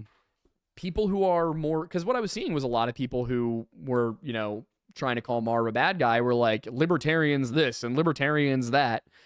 Libertarians are more likely to empathize with Marv because it's such an ideological belief system and it's such an individualist belief system. Yep. Somebody who's more collectivist and more pro-government, they're going to side with the town board because more people wanted the concrete plant. The way that it was presented, the concrete plant was good for the town. Collectively, the concrete plant was a good thing, and Marv probably should have just sucked it up, sold his property, and moved on. So, there's some validity to both sides of the argument. Nobody would have gotten hurt, and he would have been a rich man if he had just sold the property and left. It was an ideological mission for him, so he went on with it. And I think that's what a lot of people missed, is they thought he went crazy, and it's like, no. He felt that these people had been bullying him for 10 years, and he decided that he wasn't going to let them get away with it. You got to understand what his frame of mind was, and that's what I was trying to do as I built the story. And I think most people got it, but I think some people who maybe went into it wanting to perceive Marv as the villain were unable to get that through. Like, okay, regardless of whether or not I approve of his actions, I understand his motivations, That's where I net out with it. And I think the disinformation is part of the problem. I mean, Marv, there was no option to put in a septic tank. That's a lie. There was no ordinance forcing him onto the sewer system when he bought the property, and there was no ordinance that could have forced him onto the sewer system had he not made any changes to the property. At least not, at his own expense. So, he was never dumping sewage. What's wild to me is that the whole he was dumping sewage thing seems to have just begun, and maybe Patrick Brower really believes that Marv was dumping sewage 20 years ago. Like, maybe just, since he lives in a small town and probably doesn't do much with his days, aside from being angry at Marv Heemeyer. I wonder if, like, in his mind, what the truth, which was Marv had an improvised septic tank made out of an old concrete drum on his property that was technically not up to code, but the town had been okay with it when Cody Dochev put it in. Now, keep in mind, the town didn't have a problem with it until until the property was owned by somebody other than Cody Dochev or the bank. They only had a problem with it once Marv got in there. And the sewer system had gone in there years before. I don't know how many years, but it's possible it had gone in while Dochev still owned the property. So when I look at that, I'm like, okay, all right, so that's already kind of slimy. But fact of the matter is, the true story is Marv had an improvised, it was like a cement mixer tank, an improvised septic system made out of that. It worked. Maybe needed a little bit of maintenance now and then, but it worked. Town had no problem with it for 20 years. And then that story somehow, 20 years later, is that Marv was dumping raw sewage into an irrigation ditch. What seems to have happened is that a rumor came up, somebody claimed, probably Patrick Brower, that that his septic tank was leaking. And that's why the fine was levied. But according to the paperwork that I saw, that's not why the fine was levied. The fine also wasn't levied until there was, a rather inconvenient situation. They waited until Marv lost the lawsuit to fine him. From what the documentary said, and from what the paper I found said, they waited until after he lost the lawsuit to fine him. They were just trying to push him out of town. That was the whole goal. Force him to sell to Cody Dochev.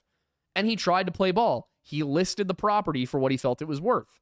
A little bit more than that, because he knew that, and he even says it in his tapes. He's like, I listed the property. I should have said this part, but in the video, but he listed the property at 450 because he knew the auctioneer was going to take 10%, which would get him down to 405, which was about 10 grand more than it had been appraised for 5 years ago. Totally reasonable. Completely reasonable. And they paint him as being insane. It's like he tried to play ball at every single step of the way. Yeah. And what you did instead of acknowledging it was take his improvised septic tank that he didn't put in there because Cody Dochev did, and you turned that into a leaky septic tank, and then a septic tank that was overflowing and he refused to fix it, and then that he was taking the raw sewage from the septic tank that was full and he refused to get pumped out and dumping it into a nearby irrigation ditch. Nobody has ever produced evidence of anything except that he had the improvised septic tank. And yet you've got people in the comment section who are insistent that I left things out, that I'm lying. And I'm like, no, you were lied to.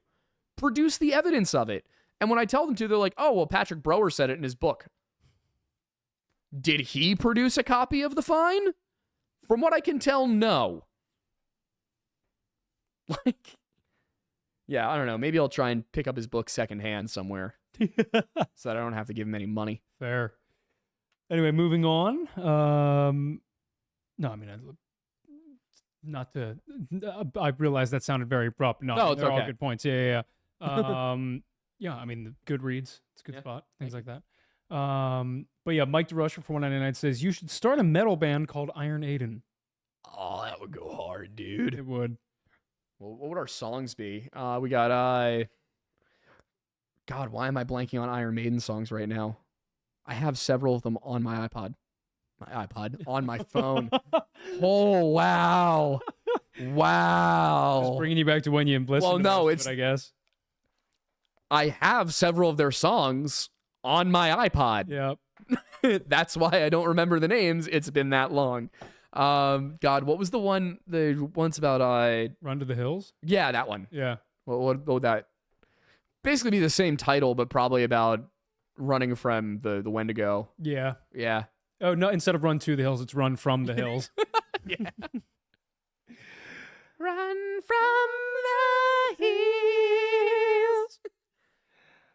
Elena de Howler Werewolf Queen for $9.99 says YouTube channel Mentor Pilot has an hour-long video on MH370 from the pilot's POV. Would you be interested in collaborating with him if you ever revisit the topic? Yeah, I mean, I'd probably be willing to have a conversation with the guy on like the podcast. Yeah. We're always happy to revisit things, and we try to schedule a guest every other week. We were supposed to have one last week, but he had something come up. Yep. Yeah, so yeah, we'd be down. We Michael. are bringing him back, right? That was the plan? That's the plan. Yeah. His name's Joe Bacara. He is the tribal historian for the Maidu. I think so, Was yeah. it? Yeah, he just had, I think it was work came up that he couldn't join. Yeah. Might have been the Maidu. I feel like it was the Maidu. I think so, yeah. Michael for $10 says, love what you guys do. I've been watching for about 5 months. I binged almost all of your videos multiple times over. Wow, I'm impressed. Thank you. I was wondering what days you guys do your live streams. Also, when to see Big Fussy. Sure, yeah. So Sunday night, 7 p.m. Eastern time is every week. We will post to the Discord and the YouTube community page. If it does not go out if it's not going to go up at 7 p.m., if it's going to be postponed, if it's going to be set to a different day, if it's just going to be canceled, we will say so either on Discord or on the YouTube community page. Definitely keep your notifications on, at least for the community page. We don't spam it. We don't post super often. I did mean to post starting, I think it was tomorrow. We were going to post some of our favorite cases on the community page each day. Yep. To try and drum up some excitement for the retrospective. Yep. But yeah, so what was I saying? We were just generally talking about when we do live streams. Right, yeah. So those are almost always Sundays at 7 p.m. Eastern time. I stream, I'm trying to get back to a more solid schedule with it. I stream currently Tuesday, Thursday, Friday is the intended schedule. One of those days is probably going to change. I might switch from Tuesday to Monday or Thursday to Monday. I'm not sure yet. But yeah, so I stream those days. That first stream of the week, Tuesday, is usually either music or we'll do like we're working on a Halo Reach Halo in general playthrough, starting with Reach. On that, on the Tuesday episodes, we have reaction and commentary streams on Thursdays, and then recently it's been content warning, on the Friday streams, which you got to play content warning with us. Yeah, I got to do that eventually. It's so perfect for what we do. Yeah, I remember you telling me about it. It does sound like it'd be right up our alley. It's $8, Aiden. Oh, that's not bad. Yeah. Not bad at all. Nove42 for $2 says, thoughts on Killdozer before starting research? Before I researched it, my impression of the Killdozer story was that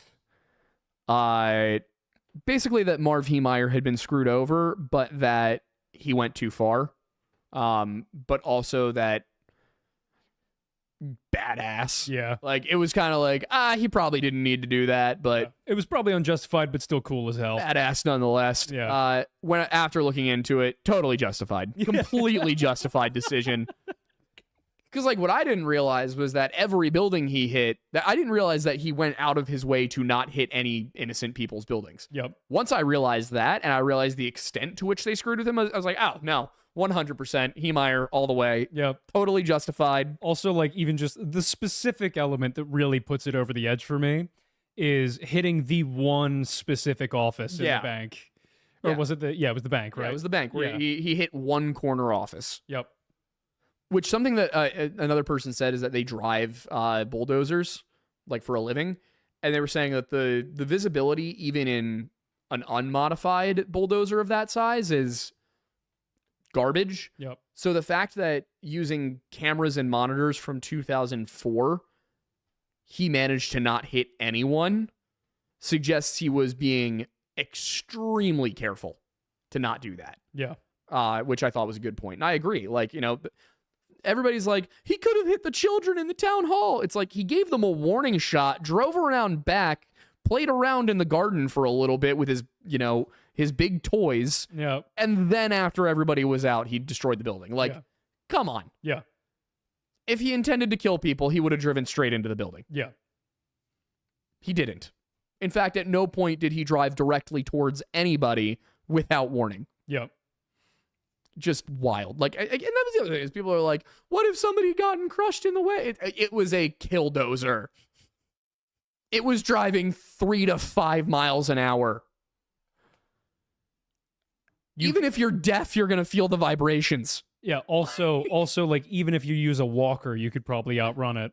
Yeah, they were like, oh, the Widow Thompson, she was at home asleep when the rampage started. Yeah, he got there an hour later. And then destroyed the 2 buildings next to her home first. Yeah. And she was gone 30 minutes before he got anywhere near her. Like. Yeah, she was never in the house when he was there, right? No. Yeah. No. Oh, he was trying to blow up the propane tanks so he could, hit the senior center across the street. I'm pretty sure if his goal was to hit the senior center, he would have done so. Yeah, he would have just driven into the senior center. Also, like, likely he was just trying to, like, maximize property damage. Yeah, well, somebody pointed out that had he driven over the tanks, the metal scraping against the metal could have sparked, which could have caused an explosion. Yep. Which, of course, depending on the size of the gash in the propane tank, it might just be fire. You'd have to have a pretty small hole and ignition to get an explosion. It's probably more along the lines of he didn't want the propane getting into the air intake of the dozer. It was probably a mix of that, and also that his goal was probably just to poke holes in them so that the, thousands of gallons of propane would leak out. Yep. And they would lose a lot of money, and the EPA would have to deal with it because the EPA kept hanging up on him. Yep. Like, that's the thing that everybody, like, misses. They're like, oh, no, he definitely wanted to blow up the propane tanks. No, he wanted to piss off the EPA. Yep. Like, he was... And think about where the propane tanks were. They're, like, on the complete other side of town, right? Southeast side of town, there was nothing east of them. Yeah. For miles. Nobody was actually in danger of inhaling the propane. His complaint to the EPA was they're building a concrete plant upwind of me.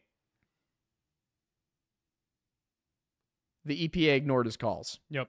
Which, for So those who are not aware, concrete so- is very bad for the environment. Yes. So he tries to shoot holes in propane tanks that the wind will blow east of town and nobody will be hurt by it, but the EPA is still going to have to come in and deal with it. Basically, it was his way of forcing the EPA to come to Granby, Colorado. Yep. Is my opinion on that. Makes sense. Next up is from Aaron for $5, and Aaron, I am loving the Batman the Animated Series profile pic you got going on there. Big fan of that. It says, Aiden, do you still feel the national parks are hiding something? I feel like the National Park Service has been cagey about a few specific things.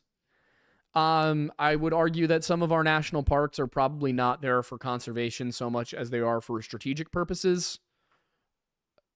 But I don't think it goes so far as to hide the Wendigo. I also think they may know more about the possibility of like Bigfoot than they're letting on. Yeah. We grow and evolve here at the Lodge. Yes. Cara Bellinet for $2 says, do you think the Missing 411 book is worth reading? This is a hard question to answer. I would say it's worth taking out of a library. Or I'm not going to give away my secret stash where I get all of my books that I don't feel like buying. Some of my books that I don't feel like buying, as long as they're available. Interesting. I'll tell you. I'll tell you later. Yeah, I'm curious. I'll whisper it in your ear. Anyway, just throwing more wind into the sails of the ship there. I would say that they're worth reading simply for curiosity, and if you're just reading for entertainment, they're good. But I would not read them uncritically, because like with the Eric Lewis one, his account of all four cases was incorrect in numerous ways. I don't know if that's because he didn't have access to the same research materials that I have, because he was doing this 10, 15 years ago. Mm-hmm. But yeah, it seems a little like I don't.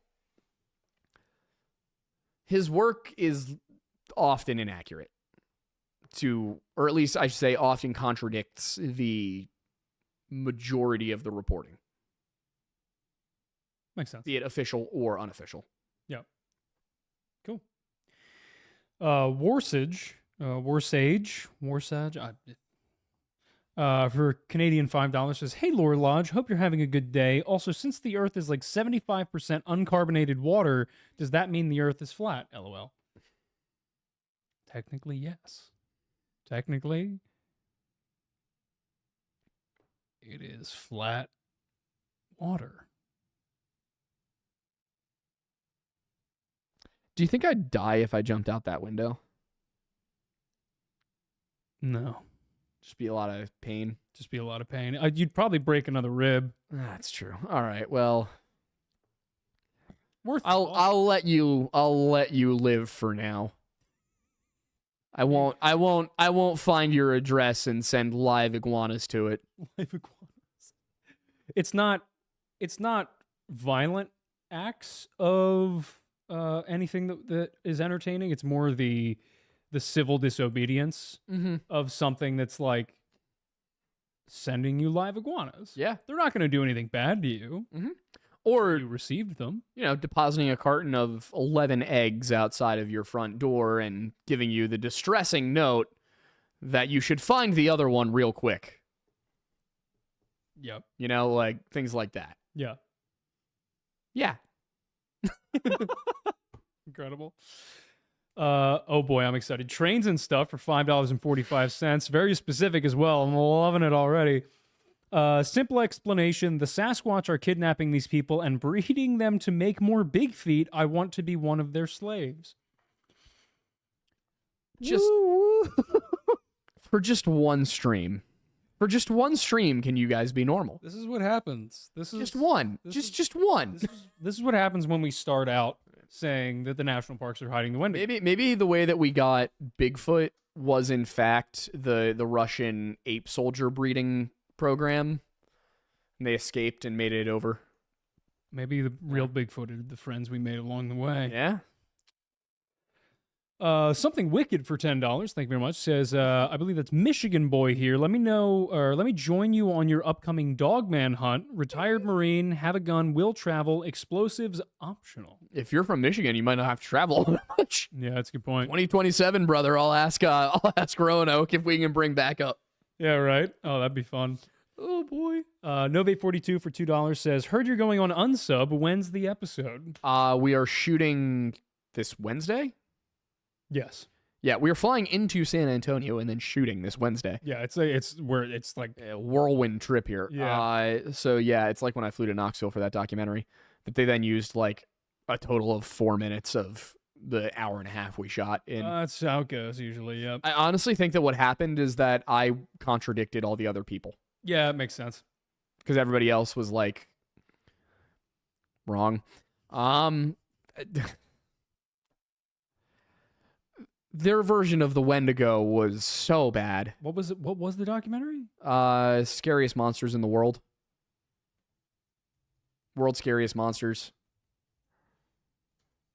It was on Tubi. Scariest monsters in the world. There you go.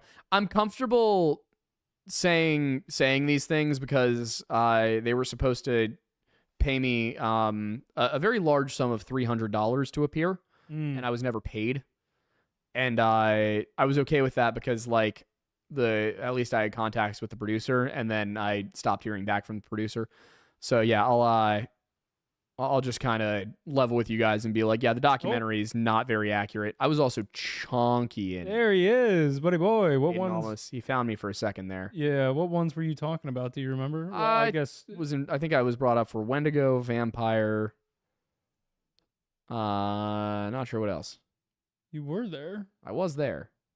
I'm mostly towards the end, I think. Yeah. Like second half of the episode or second half of the movie. Oh yeah, Aaron Tomlinson is in it too. He's been on our show in the past. He's wild. He's a chill dude. He's a smart guy. Yeah. It also like we could have made that. It was all B-roll and people in a studio. Yeah. Like. Anyway, what were we talking about? The unsub. Yeah. Unsub. Yeah. So we're gonna. I think that they film Wednesday and post Saturday. I don't know if they film Wednesday and post the following Saturday, or if it's a quick turnaround like ours is. It's a podcast, so I would assume so. It should be quick. Yeah, we'll ask him when we get there. Yeah, we'll ask. We'll make announcements about everything, but Yeah. it should be in the next 2 weeks. Yeah. I would say. Yeah, but I would be shocked if it was later. Yeah. Yeah. That's it. Other than that, Trains and Stuff became a member for a month, and then thank you. we're What time is it? 9 o'clock. 9 o'clock. All right, so we are well beyond when we intended to go to. Yeah. What just came in? We have a number of things that came in the last hour. Okay, gotcha. I wasn't sure if it was like just a couple of things or a whole bunch.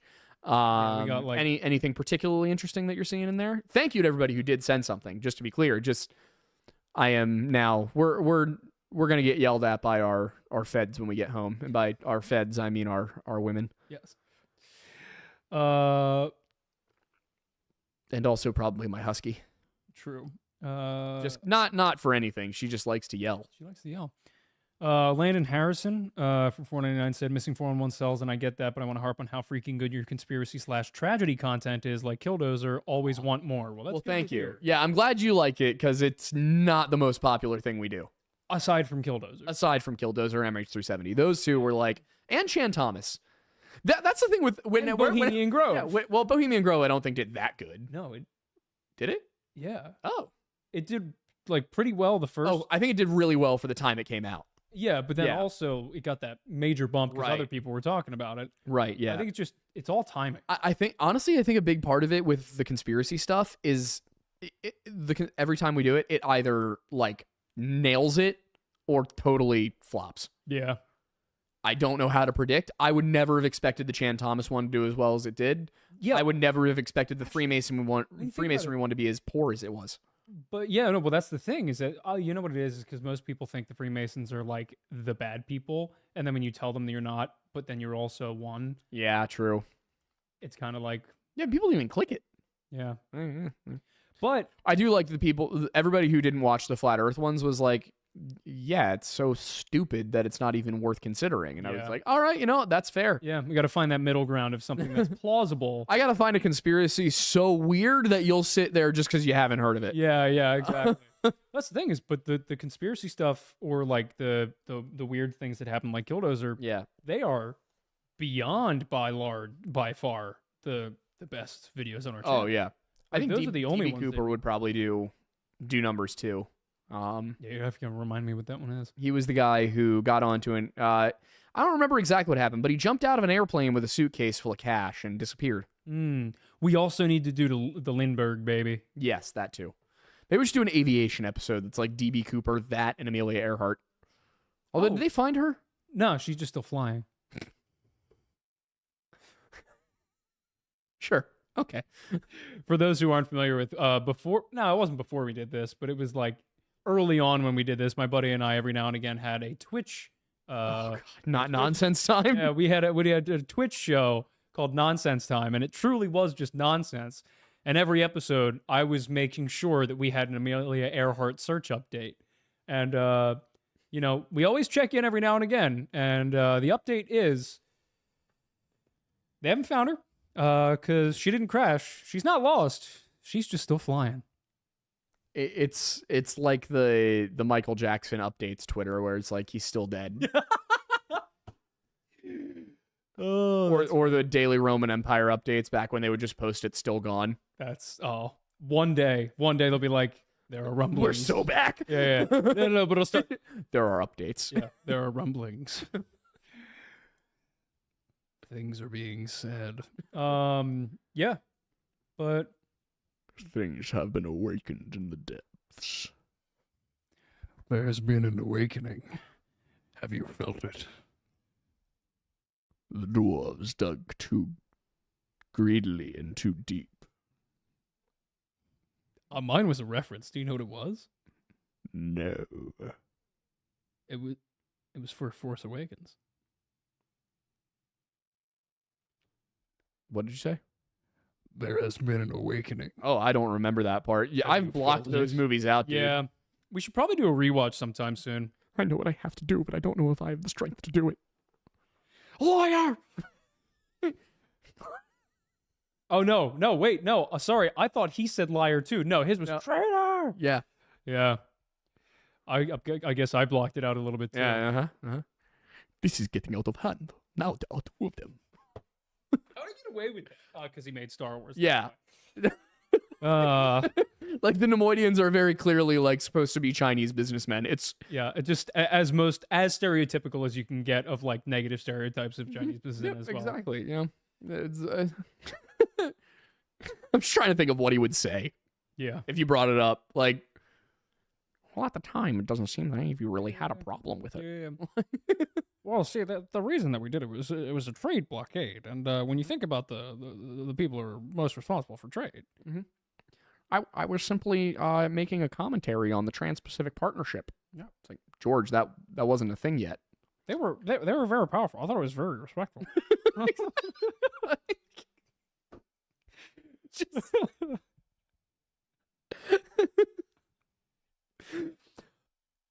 George, do you regret not allowing Carrie Fisher to wear certain garments? When you think about it, it is the most 70s thing to ever happen. Yeah. I thought it was empowering for the time. No, there's no underwear in space. Yeah. Oh, and her comments about that, she was like, and he said it with such conviction. Poor Carrie Fisher. Carrie Fisher was literally spending every day on set doing coke and hooking up with Harrison Ford. I don't think that she was really paying a ton of attention. Yeah, that's true. Have you seen the one? And that's not speaking ill of the dead. She seems to be she was very accepting of that. Oh yeah, when she was alive. She promoted that information. Yeah. If you've seen her specials on HBO, they're gems. Yeah, it's very funny watching her talk to Daisy Ridley. About it, and basically like being like, I had my fun.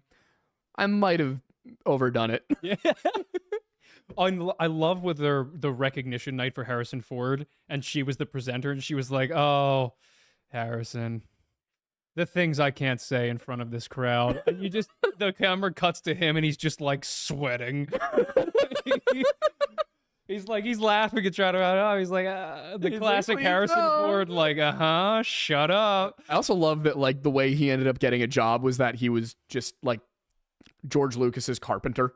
Yeah, no, He was like, I'm not going to go out there and be a waiter. No, I'm going to get a real skill. yeah, Like- yeah. Well, because he was in American Graffiti for Yeah. him. And then he came because George was like, I need someone to read lines with these people. But that's what I mean. The fact that he became like Harrison Ford. Yeah.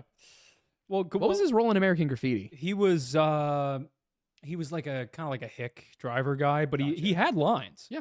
Like he was properly in it.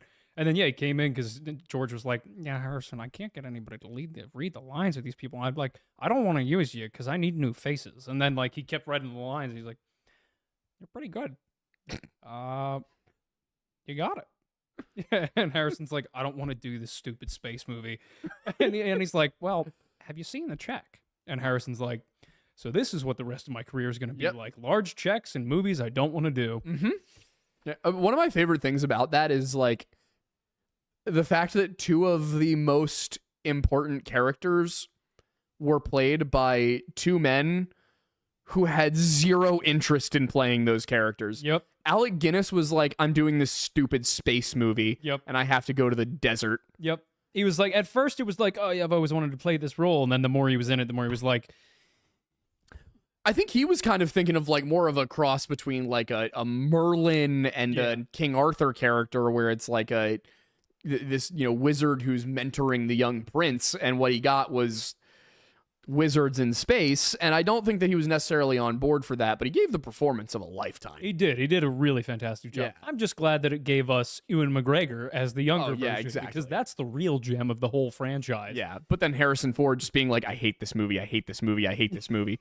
The poor man. And then meanwhile, I'm pretty sure he loved Indiana Jones from what I remember. He could not get enough of it. Yeah. I personally, as far as George Lucas's work goes, I think Indiana Jones is A much better trilogy. better.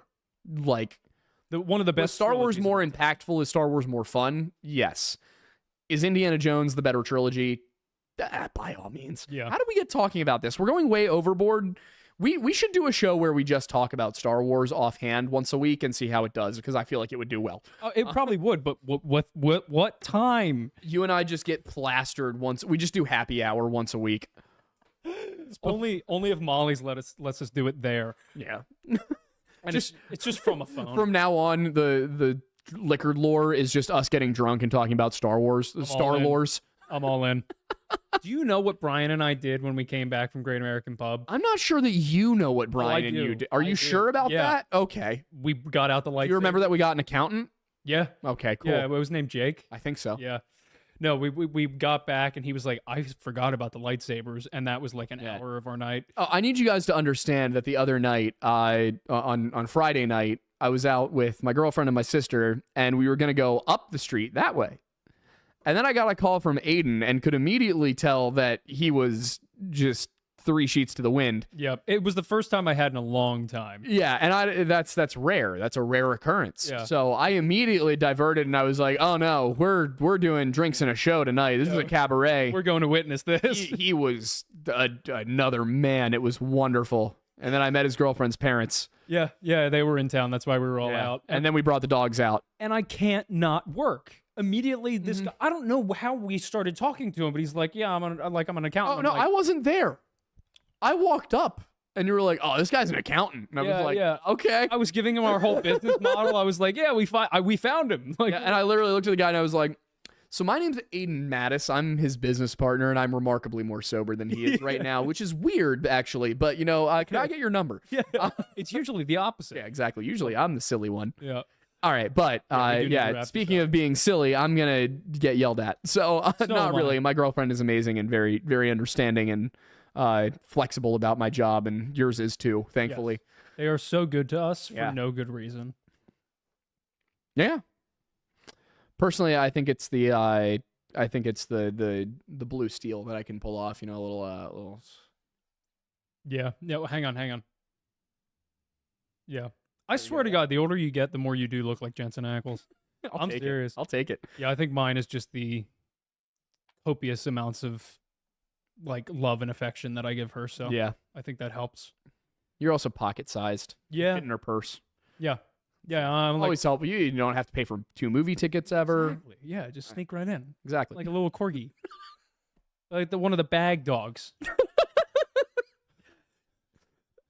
What was perfect about that is that your accent came out. You're like one of the bag dogs. Do I have an accent? We both have very minor, like, Philadelphia area accents, but they don't come out that often. And Yeah. then when one of us mentions that it's happened, I notice that they kick in more. Yeah, that makes sense. I think we typically don't talk with it, but every once in a while, there's a little bit of that, like, yeah. Delco kind of thing going in there. Bag dog. Bag dog. He's goated. He's goated with the sauce, Dude, the dude. bag dog's goated, man. Just, goated. down at the Eagles game, some girl had a bag dog. Bag dogs are sick. John was popping. John was popping off the chain, brother. Anyway, look at that shot. It was dressed as a whiz-wit. Cat just typed emotional support animal.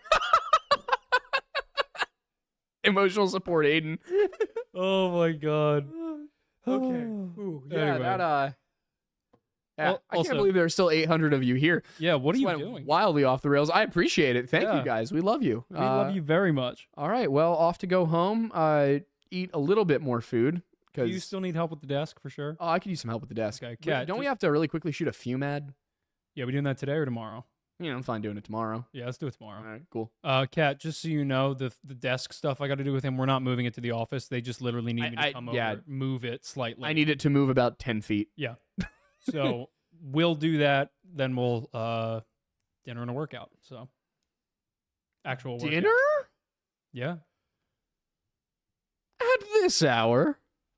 brother, this is the first meal I've had today. I ate at like 6:30. Yeah. That was my first. I had a Oh, boy. taco to start the day with Kat this morning, and then I have not eaten anything but a cookie. Not intentionally. I've just been that busy. Health. Health. All right. Well, be healthier than us. Yeah, we're not trying. Yeah, no. Thank you guys. We'll see you on the next one. Have a great week. Bye.